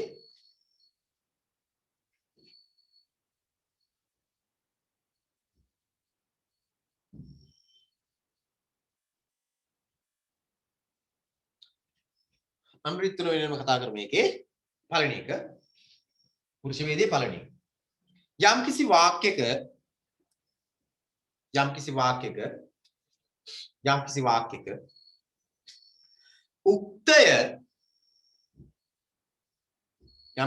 උක්තය උත්තම පුරුෂ නම් යම්කිසි වාක්‍යයක උක්තය උත්තම පුරුෂ නම් යම්කිසි වාක්‍යයක උක්තේ උත්තම පුරුෂ නම් එහි ආඛ්‍යාතයද උත්තම පුරුෂ විය යුතුය. යම්කිසි වාක්‍යයක උක්තය උත්තම පුරුෂ නම් එහි ආඛ්‍යාතයද උත්තම පුරුෂ විය යුතුය. මේ ඔයගොල්ලෝ දන්න එකක්. දෙවෙනි රීතිය යටතේ පළවෙනි එකට දාලා වාක්‍යයක් මම ලියනවා. ඔයගොල්ලෝ ටක් ගාලා වාක්‍ය දෙකක් ලියන්න. මම නම් මියන්නෙන් අවසන් කරපු වාක්‍යකුයි කාල තුනෙම ලියන සමයම ලියන්න. අපි දන්නවා උත්තම පුරුෂයේ උක්ත දෙකයි තියෙන්නේ. උත්තම පුරුෂයේ උක්ත දෙකයි උත්තම පුරුෂයේ ආඛ්‍යාත ප්‍රත්‍ය දෙකයි තියෙන්නේ. උත්තම පුරුෂයේ උක්ත දෙක අපි මම සහ අපි දන්නවනේ. ආඛ්‍යාතත් ඔයගොල්ලෝ අනිවාර්යෙන් දන්නවා. මියන්නෙන් හරි විතර වෙනස් වෙන ක්‍රමයක් නේ. හරිද? මම ලියන්න හදන්නේ මම පාසල් ගියෙමි යමි යන්නේමි කාල තුනෙම ලියවෙන්න ඕන. දෙවෙනි අනුවාක්‍ය අපි පාසල් ගියෙමු යමු යන්නේමු ඔන්නේ රීතර දාලා ඔගොල්ලෝ වෙන වාක්‍යයක් මේ විදිහට කාල තුනෙන් ලියවෙන්නට ඕන.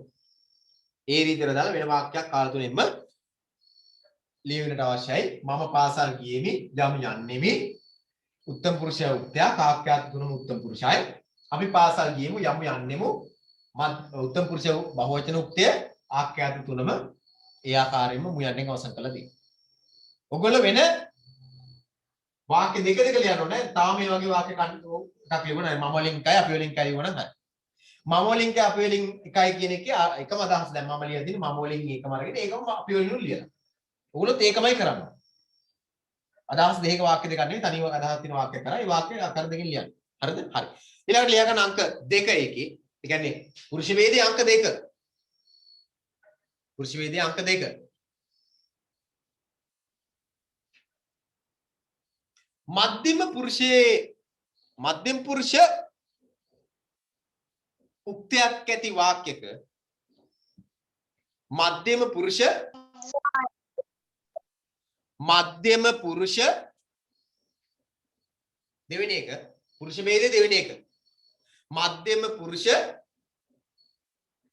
උක්තයක් ඇති වාක්‍යක තාම කෙටියෙන් දෙන්නේ මම මේ මධ්‍යම පුරුෂ උක්තයක් ඇති වාක්‍යක ආඛ්‍යාතය මධ්‍යම පුරුෂ විය යුතුය.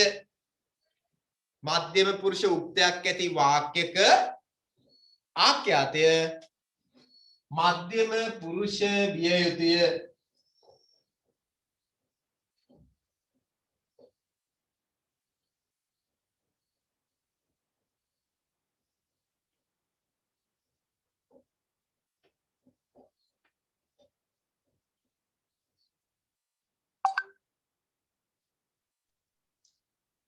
සර්ගේ පළවෙනියට ලියලා තියෙන මොකද්ද ඔය? පළවෙනි කියලා කියනකොට මම පාසල් ගියෙමි මම පාසල් ගියෙමි යන්නෙමි අපි පාසල් ගියෙමු යමු යන්නෙමු මෙතන තියෙන්නේ තෝ පළවෙනි වාක්‍යයේ තියෙන්නේ තෝ එහෙම නැත්නම් මම මේ උක්ත වෙනත් උක්ත කියපුවත් ඒක තෝ හරි නුඹ හරි ඔබ හරි මොකක් හරි ඒ වගේ එකක් තෝ නුඹ ඔබ ඒ මොකක් හරි එකක් තෝ නුඹ ඔබ මොකක් හරි එකක් යා පාසල් අතීත කාලයේ ගියෙහි වර්තමාන කාලයේ යහි තෝ පාසල් යහි එහෙම නැත්නම් නුඹ පාසල් යහි එහෙම නැත්නම් ඔබ බෝඩ් එක බොඳ වෙලාවලු පේන්නේ හැමෝටම එහෙමද ඒකෙන් ඔව් තමයි සර් බෝඩ් එක බුදු වෙලා පේන්නේ.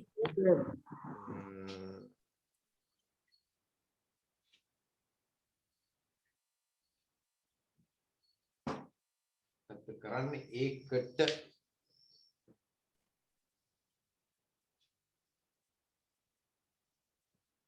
හරි මම වාක්‍ය කියන ඔයගොල්ලෝ ලියා ගන්න එතකන් දැන් පළවෙනි අර කලින් ටික ලියන්න නැත්තේ කියලා මම හිතනවා මෙන්න මේ විදිහට තමයි වාක්‍ය ලියවෙන්නට ඕන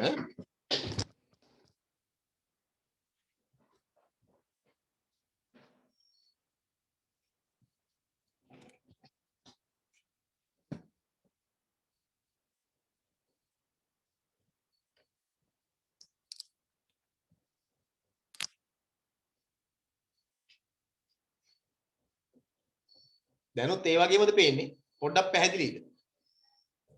තේනවා සර්. හරි හරි. හරි හරි ඉස්සෙල්ට වඩා මම හිතනවා නම් පැහැදිලිතාවයක් ඇතේ කියලා බලන්න. හරි. මම පාසල් මම කියන එක අහන් ඉඳලා ලියන්න පුළුවන්. මම පාසල් ගියමි යම් යන්නෙමි. අපි පාසල් ගියමු යමු යන්නෙමු. ඒ කියන්නේ උක්තය උත්තම පුරුෂ නම් ආඛ්‍යාතයත් උත්තම පුරුෂෙන් තියන්න කියන එක. ඊළඟට ලිව්වා තෝ නුඹ ඔබ කියන එකෙන් පාසල් ගියේහි යහි යන්නේහි. ඔයගොල්ලොත් ඒ වගේ වාක්‍යයක් ලියන්න ඕන තව. ඒ වගේම මේකේ බහුවචනයත් එකක් මම ලියන්නම්. තෝපි එහෙම නැත්නම් නුඹලා ඒක මම කියන්නේ කියන එක අහන් ඉඳලා ලියන්න. පාසල් යෙහු එහෙම නැත්නම් යහු එහෙම නැත්නම් යන්නේ හු යාක් ඇතට කිය මෙතන වැදගත්. තොපි එහෙම නැත්නම් නුඹලා පාසල් ගියේහු යහු යන්නේහු මෙවැනි වාක්‍ය මේ දැන් මේ එකම වාක්‍යෙ මම ලියන දේ ඕගොල්ලෝ තව වාක්‍යයක් කරා මේ විදිහට වෙන ඕගොල්ලෝගේ අදහසක් තියෙන වාක්‍යයක් ඒක වචන එකක් අරගෙන ලියන්න ඒකම බහුවචනෙන් ලියන්න මේ විදිහට. හරිද? හරි. හරි. ඊළඟට ලියා ගන්න අංක 3 මේකේ තුන්වෙනි එක පුරුෂ ભેදයේ තුන්වෙනි කාරණාව. පුරුෂ ભેදයේ තුන්වෙනි කාරණාව.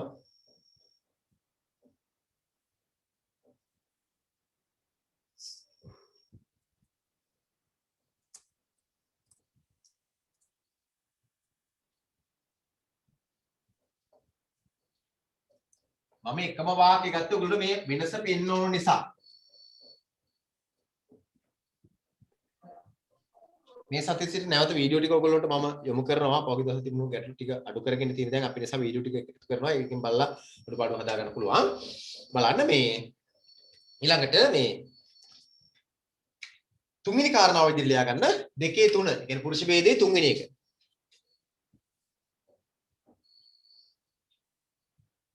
යම් කිසි වාක්‍යයක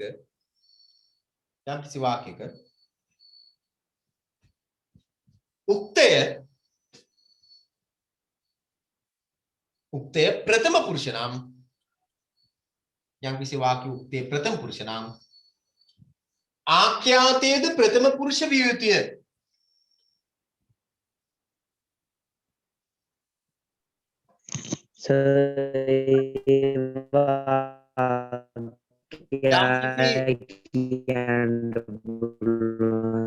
යම් කිසි වාක්‍යයක උක්තය ප්‍රථම පුරුෂ නම් ආඛ්‍යාතයද ප්‍රථම පුරුෂ විය යුතුය.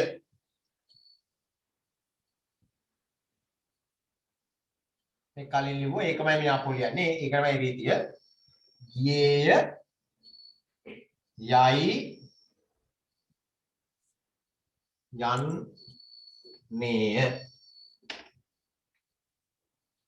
බහුවචනේ මේ විදිහට දෙන්න පුළුවන්. ඔව්හු පාසල් ගියෝය කලින් මේක ලියලා තියෙන එකම මම අපෝ ලියන විදිහට ගැලපෙන්න ඕන නිසා ගියෝය ගියහ යති යන්නෝය කලින් ලියලා තියෙන ඒක ඔයගොල්ලෝ අපු මෙතන මේ කරගත්තා හරි. එකම වාක්‍ය මම මේ හැමතැනම ලියාගෙන යන්නේ ඔයගොල්ලෝ පැහැදිලිව වෙනස හඳුනා ගන්න ඕන නිසා. හරිද? හරි. තාමත් හිටපු ගාම දැන් හරිද? තාමත් හිටපු ගාම බොඳ වෙනවා. බොඳ වෙනවනේ. සිග්නල් මොන ගැටලුවක් තියෙන ඉතින් මේ මම මේ කියන එක අහන් ඉඳලා ලියන්න. එතකොට හරි. සර් පාසල් ගියේ යන්නේ කලින් ලිව්වා. ඔව්හු පාසල් ගියය ගියහ යති. ඉස්සෙල්ලා ඔයගොල්ලන්ට මේ එහෙම බොඳ වෙලා තියුන්නේ නැහැ නේද? අපිට දැන් බුදන සමහර අයට සිග්නල් ගැටලු තියෙන අයට තමයි සර්. ඔව්. සර් මේ හැම රීතියකටම සර් අපි එක වාක්‍ය ගන්න ලියන්න ඕනද? අනිවාර්යයෙන්ම ලියන්න ඕන. ලියලා WhatsApp කරන්න ඕන.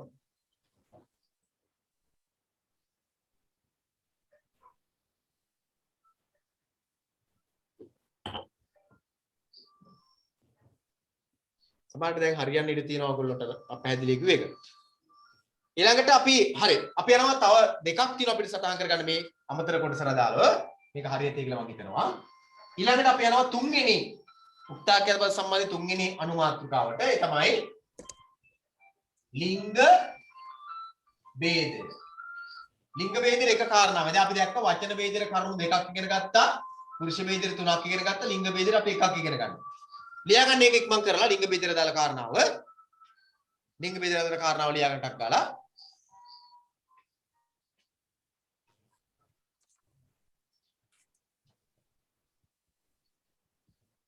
ලිංග ભેදයේ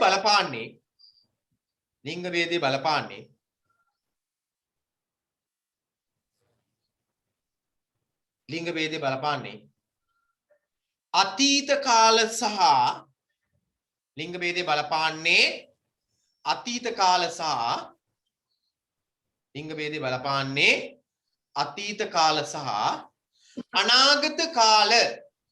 ලිංග ભેදයේ බලපාන්නේ අතීත කාල සහ අනාගත කාල.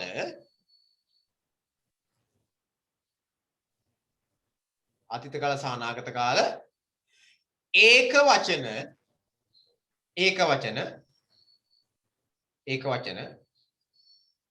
ප්‍රථම පුරුෂ. ලිංග ભેදයේ බලපාන්නේ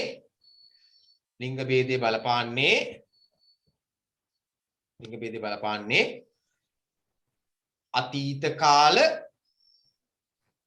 සහ අනාගත කාල. ප්‍රථම පුරුෂ ඒක වචන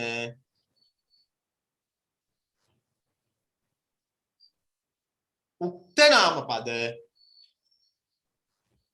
භාවිතයේදී ආයි කියන්නකෝ. අය කියන්නම්. මොකද ලිංග ભેදයේ බලපාන්නේ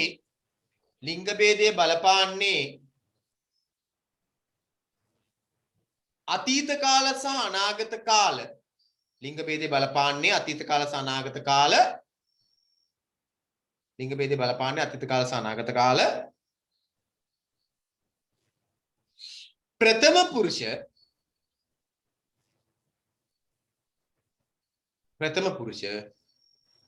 ඒක වචන.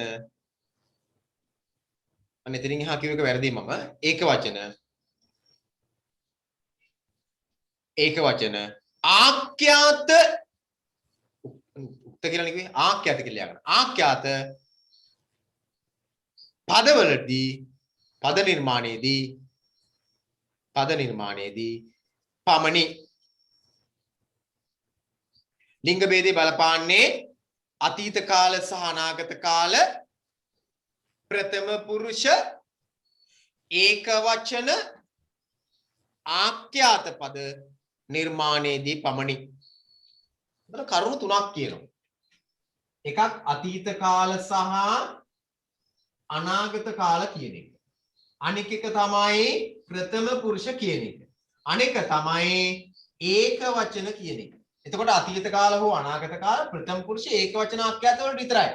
මම මී වලින් අදාළ වෙන්නේ නැහැ, හි හූ වලින් අදාළ වෙන්නේ නැහැ කියලා කොහොමද අපිට සාමාන්‍ය අවබෝධයක් තියෙනවා. සාමාන්‍යයෙන් අපි දන්නෝ ඒක. එතකොට දැන් මේක බලපාන්නේ අතීත කාල සහ අනාගත කාල ප්‍රථම පුරුෂ ඒක වචන ආඛ්‍යාත වලට විතරමයි බලපාන්නේ ලිංග ભેදය. මේ බලන්න උදාහරණයක් මම ලියනවා. මේ උදාහරණට ඔයගොල්ලෝ උදාහරණ ලියන්නට ඕන. හරිද? මේ උදාහරණට ඔයගොල්ලෝ උදාහරණ ලියන්න. මේ බලන්න. ලිංග ભેදය බලපාන විදිය. අපි ලියනවා ඔහු කියන්නේ පුරුෂ ලිංග නිසා ඔහු ලියනවා. අර වාක්‍යෙම ඔහු පාසල්. මේ බලන්න බලපාන විදිය. ගියේය. මේ වාක්‍ය දැන් මේ තුන්වෙනි පාර ලියන්නේ. ගියේය අතීත කාලයි. වර්තමාන කාලෙන් නම් යයි. බැලපෑමක් නැහැ, වෙනසක් නැහැ කියලා අපිට ප්‍රශ්න පේනවා. අනාගත කාල නම් යන්නේ ය. ඒක අපි දැන් ලියලා තියෙන එක පාරක්. අපි ආව පාර තායක කරන් බලමු. ඒක වචන වලට විතරයි බලපාන්නේ කියලා මම කිව්වනේ. බලන්න. ඊට සර් ඔය තියෙන අන්නේ මොකද? සර් අන්නේ නෙවෙයි යන්නේ. හරි. යන්නේ. ඊට පාසල් බලන්න වෙනස් වෙනවා. ගියා ය. අතීත කාලේදී ගියාය. වර්තමාන කාලේ වෙනස් වෙන්නේ නෑ. යයිම තමයි. අනාගත කාලේ අනාගත කාලේ වෙනස් වෙනස් මොකද වෙන්නේ? යන්නීය. කවුරු හරි මොන හරි අහන්න හදනවා කියන්න හදනවා මේ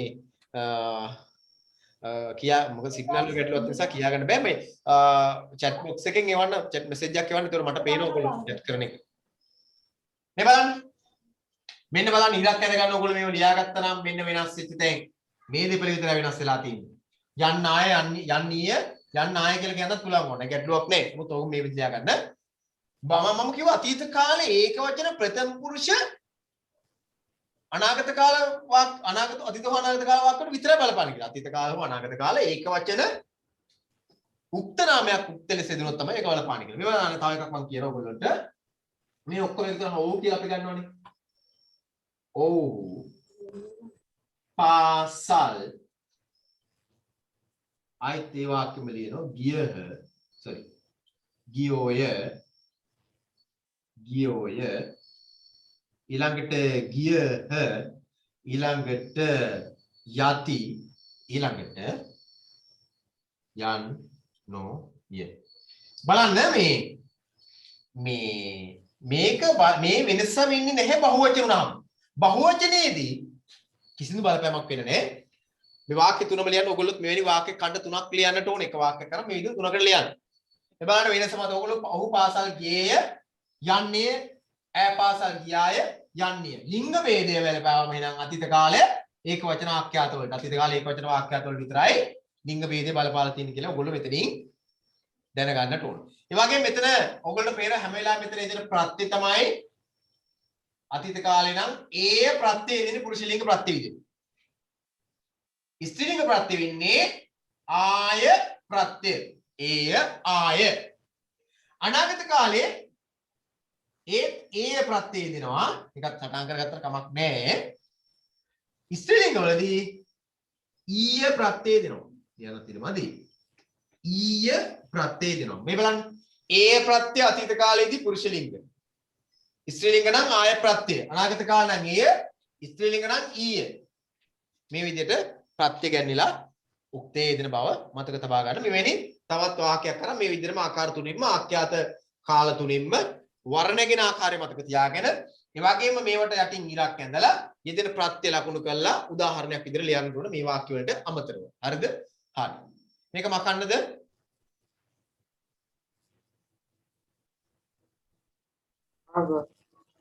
ටිකයි තුනම ලියන්න ඕනද? මේ වාක්‍ය තුනම ලියා ගන්න. ඔයගොල්ලෝ තව වාක්‍යයක් කරා මේ විදිහට ආකාර තුනෙන්ම ලියන්න. ආකාර ඒක වචන වාක්‍ය දෙකයි ස්ත්‍රීලිංග පුරුෂලිංග බහුවචන වාක්‍යයි. ඒක වචන වාක්‍ය කාල තුනින්ම තියෙනවා මේ බලන්න ආඛ්‍යාත කාල තුනින්ම තියෙනවා. මේ හැම එකක් මේ විදිහට ලියවෙන්නට ඕන ඔයගොල්ලෝ ලියන එක. මෙතන ඔයගොල්ලෝ පේනවා යම් කිසි පිළිවෙලකට රටාවකට තමයි මේ වාක්‍ය ටික දීලා තියෙන්නේ. වාක්‍ය ටික හදලා තියෙන්නේ.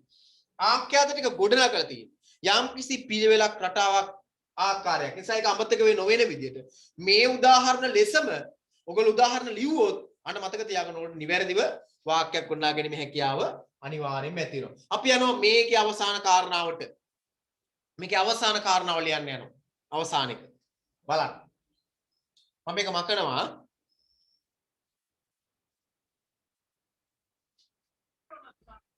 සමහර අය ඇත්තටම දැන් මම බැලුවේ මේ මෙච්චර බලාගෙන හිටියේ අපේ දරුවෝ 3-4 දෙනෙක් ඉන්නවා සිග්නල් වල ගැටලු තියෙනවා. දැන් එනවා යනවා. ඉතින් ඇත්තටම අපේ මේ කරන්න දෙයක් නැහැ. ඉතින් අපි මොනව කරන්නද නේද? කරන්න දෙයක් නැහැ. මම මේක ඔයගොල්ලන්ට WhatsApp එකටත් link එක දෙන්නම්. ඔයගොල්ලෝ සම්බන්ධ වෙලා මේ පාඩම නැවත අහලා අඩුපාඩු ටික හදා ගන්න විශේෂයෙන්ම ඒ ඔකදී අපි ඇත්තටම අපේ රටේ තියෙන ලොකු ගැටලුවක් තමයි මේ ඔන්ලයින් තාක්ෂණයේ නැත්නම් ඔන්ලයින් අධ්‍යාපන ක්‍රමය. හොඳයි. ප්‍රශ්න තියෙන්නේ සඳහා අවශ්‍ය වටපිටාව පහසුකම් අපිට තියෙනවද කියලා. ෆෝන් එකක් තියෙන්නත් පුළුවන්, ලැප් එකක් තියෙන්නත් පුළුවන්. අනිත් ඔක්කොම පහසුකම් මුදල් තියෙන්නත් පුළුවන්. ওই මොනව තිබුණත් තරන්නේ නැහැ නේ අපිට ඒ ජාලගත වීම සඳහා අවශ්‍ය කරන පහසුකම නැත්තම්. දැන් සමහර රටවල් තියෙනවා මේවා ඊටාම අඩු මුදලට. සමහර රටවල ප්‍රී දෙන්නේ. data දෙන්නේ ප්‍රී. දැන් ඒ වගේම ස්පීඩ් එක තා හොඳ ධාරිතාවයකින් මේ වැඩ කරන්න පුළුවන් නේද? මොකද කොරියාව වගේ රටවල් වල මේ නොමිලිය සම්පූර්ණයි. ඒ වගේම මේ ඊටාම ගොඩාක් ඉක්මනට දැන් ගොඩාක් ස්පීඩ් වැඩ කරගන්න ඊටාම පහසුයි. මිල ඊටාම අඩුයි. පැකේජස් එක ගොඩාක් අඩුයි. අපේ රටේ හරි අමාරු data පාවිච්චි කරනවා. ඉතින් එහෙම එකේ මේ අධ්‍යාපනය දැන් අපිට පේනවා දැන් මෙතන මම බැලුවම දැන් ළමයි 45ක් අයක් ඉන්නවා. මේ 45ක් හයෙන් ළමයි 4-5ක් අනිවාර්යෙන් එනවා. ඒ අයට සිග්නල් මදි. ඉතින් මොකද්ද කරන්නේ? උත්තරයක් හොයාගන්න බෑ මේ වගේ දේවල් වලට. හරි මම මේක අයින් කරනවා. අපි යනවා අවසාන කාරණාවට. ලියා ගන්න අවසාන කාරණා අනුමාත්‍රිකාව අවසාන මේකේ අමතර අනුමාත්‍රිකාව අවසාන එක පාඩම ප්‍රවේශයේ රීති ප්‍රවේශයේ ලියා ගන්න. ඒ තමයි ප්‍රාණවාචී අප්‍රාණවාචී ભેදය. කියනකොට අහන් ඉඳලා ලියන්න. ප්‍රාණවාචී අප්‍රාණවාචී ભેදය. අප්‍රාණවාචී ભેදය. ප්‍රාණවාචී අප්‍රාණවාචී ભેදය. ඒකේ පුතා රීති දෙකක් තියෙනවා. sorry එකයි තියෙන්නේ එකයි. ඒකෙත් එකයි තියෙන්නේ. එකක් විතරක් ලියා ගන්න පුළුවන් මේක. සරල එකක් තියෙන මම කළා ලියා ගමු අපි ඒක. ප්‍රාණවාචී හා අප්‍රාණවාචී ભેදය. දැන් මෙතන අපි රීති 3 2 5 6 7ක් කතා කරලා තියෙනවා. 7ක් කතා කරලා තියෙනවා. ලියා ගන්න.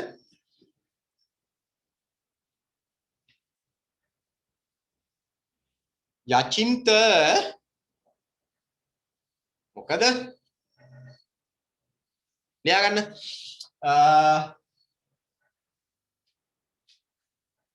ප්‍රාණවාචී sorry අප්‍රාණවාචී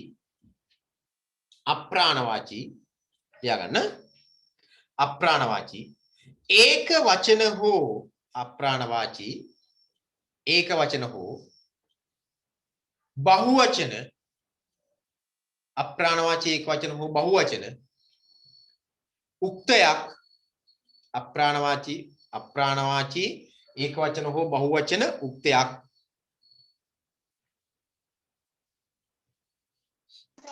ඒක වචන හෝ බහුවචන උක්තයක් අප්‍රාණවාචී ඒක වචන හෝ බහුවචන උක්තයක්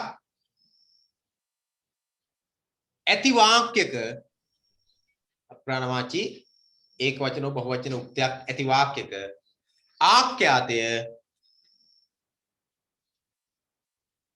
ඒක වචන විය යුතුය ආඛ්‍යාතය ඒක වචන විය යුතුය මතක තියාගන්න ඒක වචන වෙන්නට ඕන. ඒ කියන්නේ අප්‍රාණවාචී වුණාම උක්තය ඒක වචන වුණත් බහුවචන වුණත් ක්‍රියාව කරන කෙනා ඒක වචන වුණත් බහුවචන වුණත් ඒ කියන්නේ අප්‍රාණවාචී නම් ඒක ආඛ්‍යාත ඒක වචනේ කියන රීතිය තමයි මෙතන තියෙන එකයි. දැන් මම මේ පස්සේ මේ රීති ටික ආපහු නැවත මතක් කරනවා. දැන් ඔකට අදාළ උදාහරණයක් විතරක් ලියලා අපි ලියලා හරිද? ප්‍රාණවාචී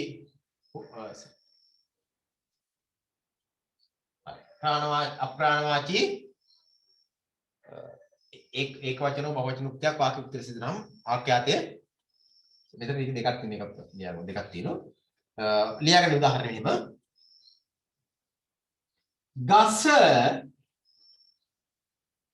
ගස සුළඟට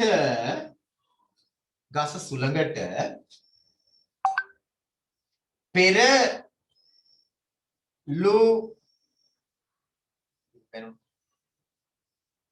ගස සුළඟට කෙටි එකක් ගත්තාම ලේසි කියන්න. ගස සුළඟට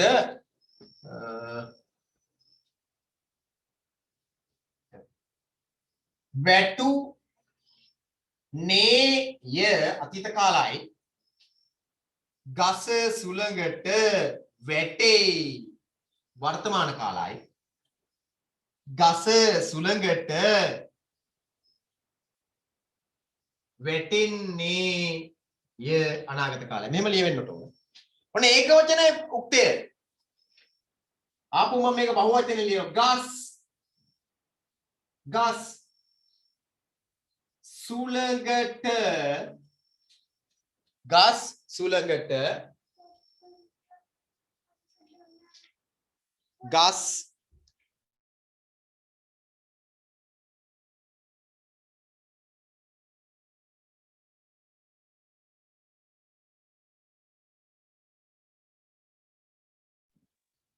ගස් සුළඟට වෙනසක් වෙන්නේ නැහැ ආඛ්‍යාත බහුවචන උනේ උක්තේ බහුවචන උනේ කියලා වැටුනේ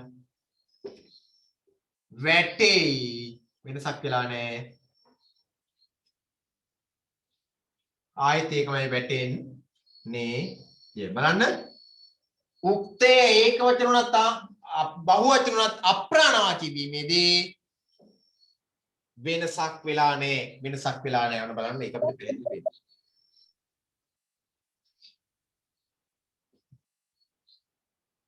වෙනසක් වෙලා නැහැ කියලා පේනවා. මේ හැම එකක්ම කරලා ඔයගොල්ලෝ WhatsApp කරන අනිවාර්යයෙන්ම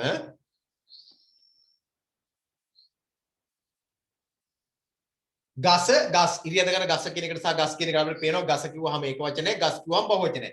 හැබැයි අප්‍රාණවාචී එම නිසා ආඛ්‍යාත වෙනසක් වෙලා නැහැ වැටුනේ වැටෙන්නේ ආපහු ගස් කියලා බහු වචන කරලත් බලන්න වැටුනේ වැටෙන්නේ වෙනසක් වෙලා නැහැ.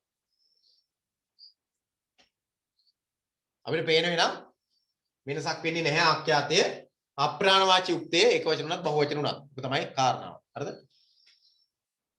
එතෙන්ද ලියා ගන්න රීති දෙවෙනි එක ප්‍රාණවාචී අප්‍රාණවාචී දෙවෙනි රීතිය ලියා ගන්න.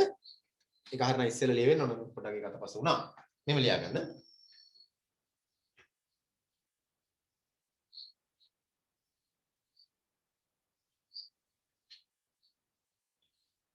යම්කිසි වාක්‍යයක මේක අවසන් කාරණාව ඔයගොල්ලෝගේ මේකට අදාළව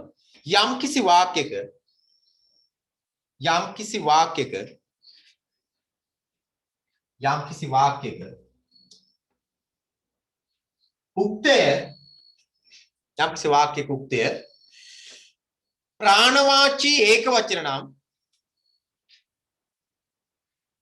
යම්කිසි වාක්‍යයක උක්තය ප්‍රාණවාචී ඒක වචන නම් යම්කිසි වාක්‍යයක උක්තය ප්‍රාණවාචී ඒක වචන නම් ආඛ්‍යාතය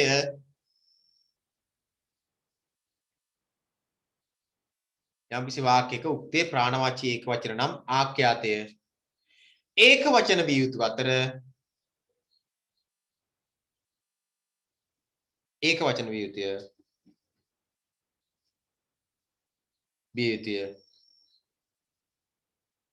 උක්තය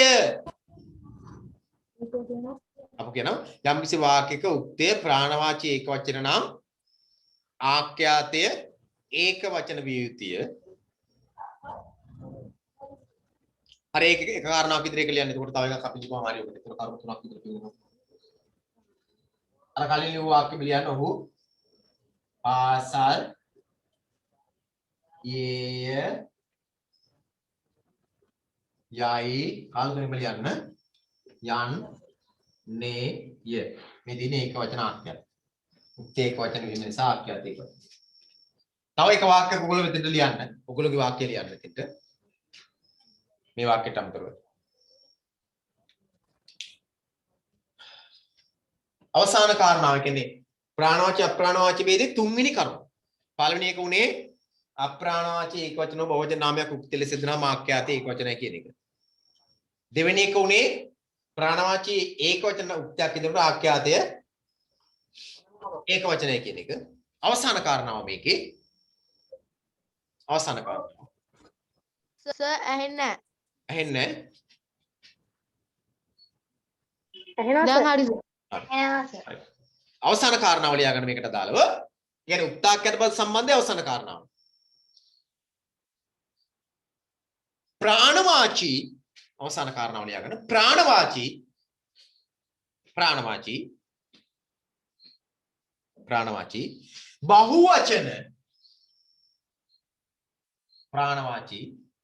බහුවචන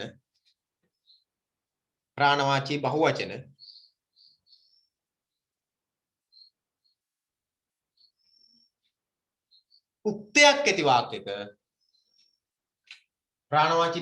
උක්තයක් ඇති වාක්‍යක ප්‍රාණවාචී බහුවචන උක්තයක් ඇති වාක්‍යක ආඛ්‍යාතය බහුවචන විය යුතුය. ප්‍රාණවාචී බහුවචන උක්තයක් ඇති වාක්‍යක ආඛ්‍යාතය බහුවචන විය යුතුය. මේ වාක්‍ය ලියන හතරවෙනි පාඩේට මම කරන්නේ. ඔහු පාසල් ගියෝය කමා ගියහ යති යන් නොය.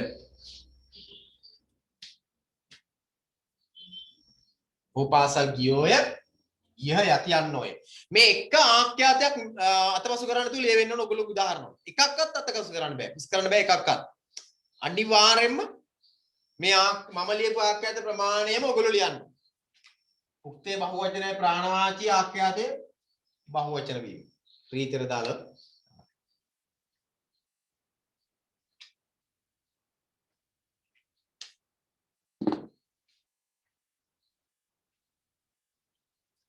ඔහු පාසල් ගියෝය ගියහ යති යන්නෝය. ඔයගොල්ලෝ ලියන වාක්‍යයේත් ඒ විදිහටම ලියවෙන්න ඕනේ. මොන පුතේ දැන් උක්තාක්‍යත පද සම්බන්ධය ඉවරයි. ඒ කියන්නේ උක්තාක්‍යත පද සම්බන්ධයේ රීති ටික ඉවරයි. ප්‍රධාන උක්තාක්‍යත පද සම්බන්ධයේ ප්‍රධාන රීති ටික ඉවරයි. මෙතන තියෙනවා හතරක්. උක්තාක්‍යත පද සම්බන්ධයේ ප්‍රධාන රීති හතරක් තියෙනවා. ඒ යටතේ අනුරීති බලන්න. වචන ભેදෙර 2යි, පුරුෂ ભેදෙර 3යි, ලිංග ભેදෙර 1යි, ප්‍රාණවාචී අප්‍රාණවාචී ભેදෙර 3යි. ඔක්කොම බැලුවම කීයක් තියෙනවද? 9ක් තියෙනවා. වචන ભેදේ ගත්තාම ඒක වචන නම් ඒක වචන විවත් බහුවචන නම් බහුවචන විවත් කියන රීතිය. දෙක. පුරුෂ ભેදේ උත්තම පුරුෂ එකක්, මධ්‍යම පුරුෂ නම් මධ්‍යම පුරුෂයෙන්, ප්‍රථම පුරුෂ නම් ප්‍රථම පුරුෂයෙන් කියන රීතිය. ප්‍රාණවාචී අප්‍රාණවාචී නම් අප්‍රාණවාචී නම් ඒක වචන හෝ බහුවචන නම් ආඛ්‍යාතේ ඒක වචනය කියන එක, ප්‍රාණවාචී ඒක වචන නම් ඒක වචනය කියන එක, ප්‍රාණවාචී බහුවචන නම් බහුවචන ආඛ්‍යාතයක් කියන එක තමයි උතුණෝයි කතා කරලා. හරිද? ඒක පැහැදිලිව ඔබට තේරෙනවා. ඕ පාසල් ගියෝය ගියහ යති යන්නේ කියන එකෙන් ගත්තා. හරිද? ඔන්න ඔය ටික තමයි අද මේ මූලික කාරණා ටික ලියාගන්න ඊළඟ අනුමාත්‍රිකාව මම ඊළඟට අපි දැන් ඔන්න ප්‍රධාන කාරණා ටික අවසන් මෙතනින්. ප්‍රධාන උක්තාක්ෂර පද සම්බන්ධ කාරණා ටික ඉවරයි. ඊළඟට විෂය සර් මට වචන කියනවාද? පුතා කියන්න. වචන ભેදයේ පළවෙනි රීතිය. වචන ભેදයේ පළවෙනි රීතිය තමයි ඒක වචන යම්කිසි වාක්‍යයක උක්තේ ඒක වචන නම් ආඛ්‍යාතයේද ඒක වචන විය යුතුයි කියන එක. යම්කිසි වාක්‍යයක උක්තේ ඒක වචන නම් ආඛ්‍යාතයේද ඒක වචන විය යුතුයි කියන එක.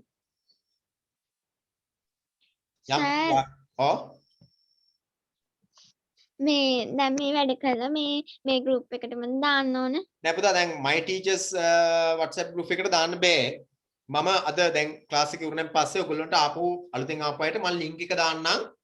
අපේ අනිත් තව WhatsApp group එකක් තියෙනවා. ඒ group එකේ තමයි වැඩ කරන වැඩ දාන්නේ. අපේ දරුවන්ගේ කරන වැඩ ටික ඒකට තමයි යොමු කිරීම කරන්නේ. ඉතින් මම මේ link එක මේ my teachers WhatsApp group එකට යොමු කරන්නම්. දැන් මේ පන්ති ඉවරනන් පස්සේ ඒකට ඇවිල්ලා ඒක මට ටච් කරන් පස්සේ ඒක ක්ලික් කරන් පස්සේ ඔයගොල්ලෝ පුළුවන් අදාළ group එකට join වෙන්න. ඒකට තමයි යොමු කරන්න ඕනේ. මේ තියෙන සිංහල භාෂා වැඩපිටුව කියලා link එකක් මේ එකක් තියෙනවා ඔයගොල්ලෝ share දාලා පෙන්නන්න. මේ තියෙන්නේ මෙන්න මේ ඒවල තියෙන මෙතන තියෙන මේ සිංහල භාෂා වැඩපිටුව කියලා තියෙන එක. මේ තියෙන මෙතන සිංහල භාෂා වැඩපිටුව කියලා තියෙන එක. මේ දැනුත් කවුරු හරි මේ එකක් කිව්වා. මේ තියෙන වාක්‍ය රීති දැනුත් කවුරු හරි ලියලා එව්වා. ඕන බලන්න. කවුද මේ නමක් හිතා ගන්න බෑ නේද? හිරුෂ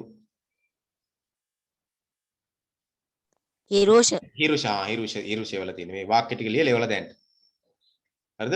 නිසා මේ සිංහල භාෂා වැඩපිටුව කියලා මෙතන මේ වැඩපිටුව කියලා වෙනම එකක් තියෙනවා. my teachers WhatsApp එක නෙමෙයි. ඒකට තමයි වැඩේ වන්න ඕන. මම ආයි ලබන සතියේ දැන් මේ වන වැඩ ටික ඒවගේ නම් ටික ලියාගෙන ගියතේ වගේ ලබන සතියේ කතා කරන කවුද ලියලා තියෙන්නේ කවුද නැත්තේ කියලා නම් කියලා කතා කරනවා. හරිද? නිසා මම ඊළඟ දවස් වෙනකොට ඒ වැඩ ටික කරලා සූදානම් කරගෙන එන්නට අවශ්‍යයි. දැන් ඔයගොල්ලොන්ට ඊළඟට තියෙන්නේ මෙන්න මේක. වාක්‍ය රීති වල තියෙන ඊළඟ කොටස.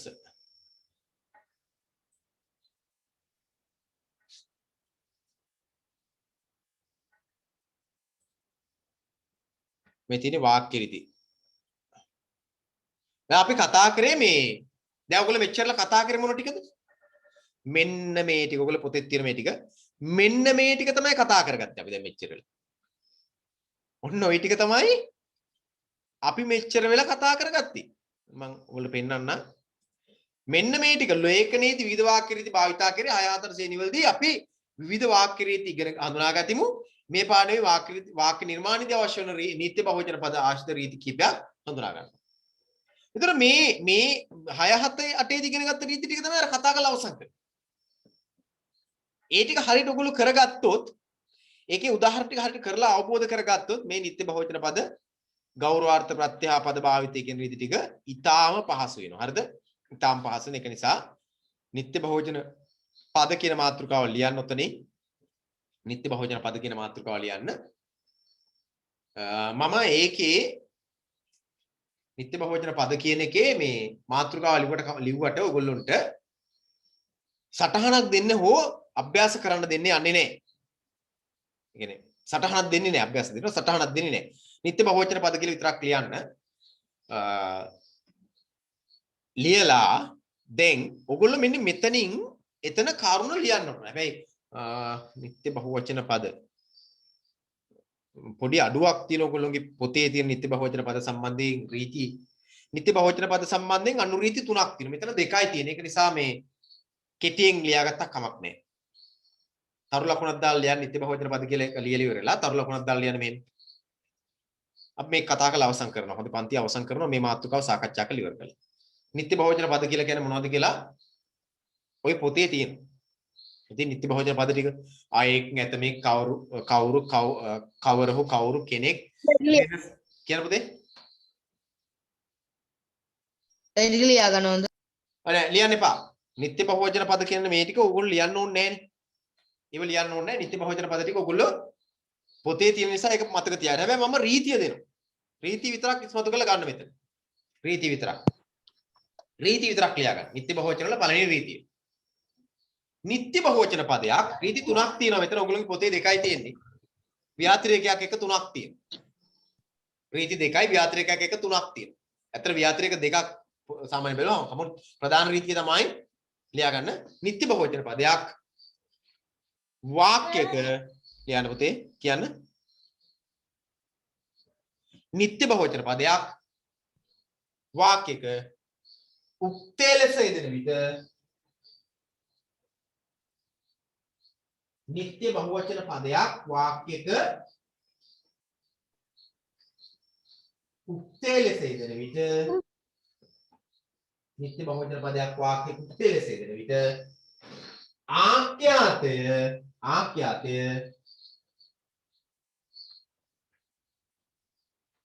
නිත්‍ය බහුවචන පදයක් වාක්‍යයක උක්තේ ලෙස යෙදෙන විට ආඛ්‍යාතය බහුවචන විය යුතුයි. මොන නිත්‍ය බහුවචන පදනේ. ඒ නිසා නිත්‍ය බහුවචන පදයක් වාක්‍ය දෙන විට නිත්‍ය බහුවචන පදයක් වාක්‍ය උක්තේ වෙන විට ආඛ්‍යාතය බහුවචන විය යුතුය. ආඛ්‍යාතය බහුවචන විය යුතුය. නිත්‍ය බහුවචන පදයක් වාක්‍ය උක්තේ ලෙස දෙනකොට ඒ ආඛ්‍යාතය බහුවචන විය යුතුය. නිත්‍ය බහුවචන පදයක් වාක්‍ය උක්තේ ලෙස දෙන විට ඒ ආඛ්‍යාතය බහුවචන විය යුතුය.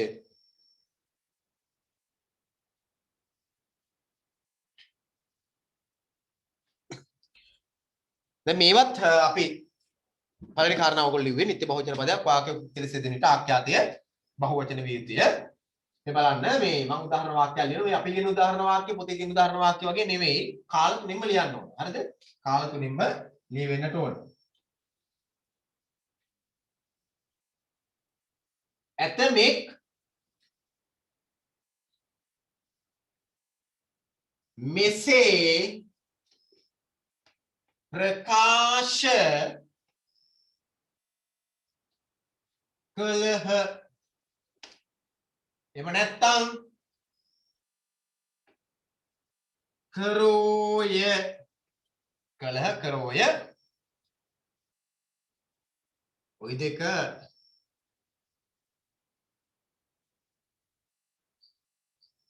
මේ බලන්න තුන්වෙනි එකකුත් තියෙනවා අතීත කාලේ. කළෝය. කලහ කරෝය කළෝය. අතීත කාල ආකාර තුනකින් ලියන්න පුළුවන්. වර්තමාන කාලෙන් අපි දන්න ඇතමෙක් මෙසේ ප්‍රකාශ කරති. අනාගත කාලේ ඇතමෙක් මෙසේ ප්‍රකාශ කරන් නොය. මම ඔකට තේරෙන්නේ නැති කියලා ඇතමෙක් මෙසේ ප්‍රකාශ කළහ කරෝය කළෝය කියලා කියන්නේ අතීත කාල ආඛ්‍යාත තුනක්. ඇතමෙක් මෙසේ ප්‍රකාශ කළහ කරෝය කළෝය. අතීත කාල ආඛ්‍යාත තුනක්. ඊළඟට කරති වර්තමාන කාල ආඛ්‍යාතය, කරන්නෝය අනාගත කාල ආඛ්‍යාතය. මේ ආඛ්‍යාත පහම බහුවචනයි. මොකද ඇතමෙක් කියන එක බහුවචන නිසා ඇතමෙක් කියන එක බහුවචන නිසා. මේක ඔක්කොම කතා කරලා නිත්‍ය බහුවචන පද කියන එක ඔක්කොම කතා කරලා අවසන් කරගන්න බැහැ අපිටද. නිසා මේකට මම ඔයගොල්ලන්ට වාක්‍ය කියන්නේ වාක්‍ය මේ නිත්‍ය බහුවචන පද වලට දාලා පළවෙනි රීතියට දාලා වාක්‍ය 5ක් ලියන්න ඕන. එතකොට ඔයගොල්ලෝ පොතේ තියෙන නිත්‍ය බහුවචන පද 3ක් ගන්න 5ක් ගන්න. මෙතන ඇතමෙක් කියලා තියෙනවා ඇතමෙක් අයෙක් ඇතමෙක් කවුරු ওই ටික ඔය තියෙනනේ ගොඩක්. අය මෙතනකන් තියෙනනේ. මෙන්න මේ ටික ගන්න. මෙන්න මේ ටික ගන්න. දෙනෙක් අය පොඩක් අඩුයි. අයෙක් ඇතමෙක් කවුරු කෙනෙක් දෙන සමහරු සමාරෙක්. ඔය ටික ඔක්කොම ගන්න අරගෙන ඉවරලා ඔයින් 5ක් තෝරගෙන වාක්‍ය 5ක් ලියන්න ඕන. වාක්‍ය 5 දැන් මේක ලියලා තියන්න. ඇතමෙක් මෙසේ ප්‍රකාශ කළහ කරෝය කොළොය මේ කරනවා කියන අදහස ඒව විතරයි. අතීත කාලේ ආඛ්‍යාත 3ක් එන්නේ නැත්තම් 2යි එන්නේ. වර්තමාන කාලේ කරති අනාගත කාලේ කරන්න. මේ ඔක්කොම බහුවචන ආඛ්‍යාත. කැමැති නිත්‍ය බහුවචන පද 5ක් කරන් වාක්‍ය 5ක් ලියන්න ඕන. වාක්‍ය 5ේම ආඛ්‍යාත කාල 3ෙන්ම ලියවෙන්න ඕන. හොඳට මතක තියාගන්න. වාක්‍ය 5ේම ආඛ්‍යාත කාල 3ෙන්ම ලියවිය යුතුයි. හරිද? හරි. ඔය ටික කරලා ඊළඟ දවසේ වෙනකොට මොකක් කරන්නට උද? WhatsApp කරන්නට ඕන. ඊළඟ දවසේ වෙන්න කලින් දැන් සමහරලාට දැන් සමහරු කරලා WhatsApp කරා. ඊටාම හොඳයි. ඒ කියන්නේ එක්ස්ප්‍රස් නේ. වැඩ ඉක්මනට කරන අය ඔබන්ට තමන්ගේ ජීවිතයේ අවශ්‍ය දේවල් ජයග්‍රහණ සම්මිත කරගන්න හැකියාව තියෙනවා. හරිද? හරි. ඊළඟට දැන් ඔය මේ ව්‍යාකරණ මාතෘකාවට දාලා වැඩ ටික කරලා ඊළඟ දවසේකට ඒක WhatsApp කරලා තියන්න. මම අනිවාර්යෙන්ම බලනවා කවුද වැඩ කරලා තියෙන්නේ නැත්තේ කවුද කියලා. ඊට පස්සේ හැබැයි කිව්ව විදිහට කරලා තියෙන්නත් ඕන. මම කාල 3 මාක් ඇත දුන්නා නම් කාල 3 මාක් ඇත ලියවෙන්න ඕනේ. ඇයි? අපි මේ වෙලාවේ අපි ව්‍යාකරණයේ වාක්‍ය හරියටම ඉගෙන ගන්න. ඔක්කොම ඉගෙන කාලේ ભેදී ඔක්කොම ඉගෙන ගන්න. ඒවත් එක්ක ඉගෙනගෙන යන්න. සා තියෙන ටිකට වඩා වැඩිපුර ටිකක් ඉගෙනගෙන යනවා. ඒ වගේම මතක තියාගන්න අනික් කාරණාව දැන් ඒක එක අභ්‍යාසයක් ඊළඟ දවසේ කොට කරන්න ඕනේ. ඊළඟට දැනට මම දීලා තියෙන ඕගොල්ලොන්ට ගෙදරදී කරන්න වැඩක් අද ගන්න හිටියේ එක. ඒ තමයි 11 වෙනි පාඩමේ පාඩම සාරාංශ කරන්නේ අපි. පාඩම මාතෘකා කරා. මාතෘකා 10කට මම එකට කිව්වා එක මාතෘකාවට එකක් වෙන සූදානම් කරගන්න කියලා. අන්න ඒක ඊළඟ දවසේ සූදානම් කරගෙන පන්තියට එන්න. එකක් සූදානම් කරගෙන පන්තියත් එක්ක සම්බන්ධ වෙන්න මම බලනවා මාතෘකා ටික අදාළ. දැන් මම මේ සතිය ඇතුළත මේ මාසේ වීඩියෝ 6 වෙනි වීඩියෝ එක නෑ. අනෙක් වීඩියෝ එක මම ගියහති වීඩියෝ එක ඔයගොල්ලන්ට අප්ලෝඩ් කරනවා. මේ සතියේ අද එකත් වීඩියෝ දෙක අප්ලෝඩ් කරනවා. සති දෙකේ වැට් ටික බලලා ඉවරලා ඊළඟ දවසේකට වැට් ටික සූදානම් කරන් ඉන්න. ආපහු මතක් කරනවා මොනවද දුන්නේ? ඔන්න ව්‍යාකරණ වාක්‍ය රීති වලට දාලා ව්‍යාකරණ ටිකට අභ්‍යාස කරන්න කිව්වා. ඒ ටික අනිවාර්යෙන් කරන්නට ඕන. ඊළඟට 11 වෙනි පාඩමේ කුමාරතුංග මුනිදාස මහතා සම්බන්ධයෙන් අපි සාරාංශයක් සැකිල්ලක් හදාගත්තා. ඒ සැකිල්ල එක කාරණාවට එක කරුණ බැගින් පාඩම් කරලා තියාගන්නට ඕන. ඔක පන්තිය දුන්නා නම් මම ඔක ලියවනවා සැකිල්ල දීලා. සැකිල්ල දිහා බලාගෙන රචනාවක් ලියවනවා. මේක අපිට එහෙම කරගන්න බෑ. ඒ වගේ අපි ලබන සතියේ අනිවාර්යෙන්ම රචනාවක් සාකච්ඡා කරනවා. රචනා පොත සූදානම් කරලා තියාගන්න. සමහරුන්ගේ රචනා පොත් මයි ගාව. ඉතින් කටුවට කොල්ල තියාගෙන ඒ වැඩේ කරගෙන යන්න. මොකද අපි නැවත පන්තිදී හමු වෙච්ච කාලෙක පොත් ටික ගන්න පුළුවන්. එතකන් අපි කටුවට කොල්ල ඒ පොතට අලවන්න පුළුවන් කොළ ටිකක් අරගෙන ඉවරලා රචනාවට මූලික කාරණා ටික රචනාවට එන්න ඕන කරුණු ටික අපි ළමෙන් සාකච්ඡා කරනවා. සාකච්ඡා කරලා ඒ රචනාව ඊළඟ දවසේ එනකොට ලියලා WhatsApp කරන්නට ඕන. මම ඒවත් අනිවාර්යෙන් බලනවා. මේ වැඩ නොකරන අය විශේෂයෙන්ම හඳුනා ගන්නවා. දැන් මම අද මට ඕගොල්ලෝගේ නම් ටික ලියා ගන්න බැරිනවා. මම අද 8 වසරේ බැලුවා. 8 වසරේ මම ගෙවල් එක සම්බන්ධතාව දාගෙන බැලුවා මොකද්ද මේ ලියපු නැති අය ගැන සම්බන්ධයෙන්. ඊළඟට දැන් 9 වසරේ මම ඊළඟ දවසේකට වැට් ටික ලියවද කියලා බලලා ලියපු නැති අය ගැන අදහසක් අරගෙන එනවා. එක සාකච්ඡා කරලා බලමු මොකද කරන්න පුළුවන් කියලා. හරිද? හරි. එහෙනම් අපි පන්ති අතර නවත්තමු. මොන හරි ගැටලුවක් තිබුණොත් අර WhatsApp අපේ සිංහල භාෂාව වැඩිපිළිවෙල සම්බන්ධ වෙලා එකකින් ඉදිරිපත් කරන්න පුළුවන්. මම අද link අලුත් ඒ සිංහල භාෂාව වැඩිපිළිවෙල link එක මම නැවත my teachers group එකට එකතු කරනවා. එකෙන් සම්බන්ධ වෙච්ච නැති අය සම්බන්ධ වෙලා ඔයගොල්ලෝ වැටි එකතු කරනවා. එහෙනම් හැම කෙනෙකුම සුබ රාත්‍රියක්. ආයුබෝවන්. සුබ රාත්‍රියක් ආයුබෝවන්. සුබ රාත්‍රියක් ආයුබෝවන්. ආයිබෝන් සර්. ආයිබෝවන් සර්.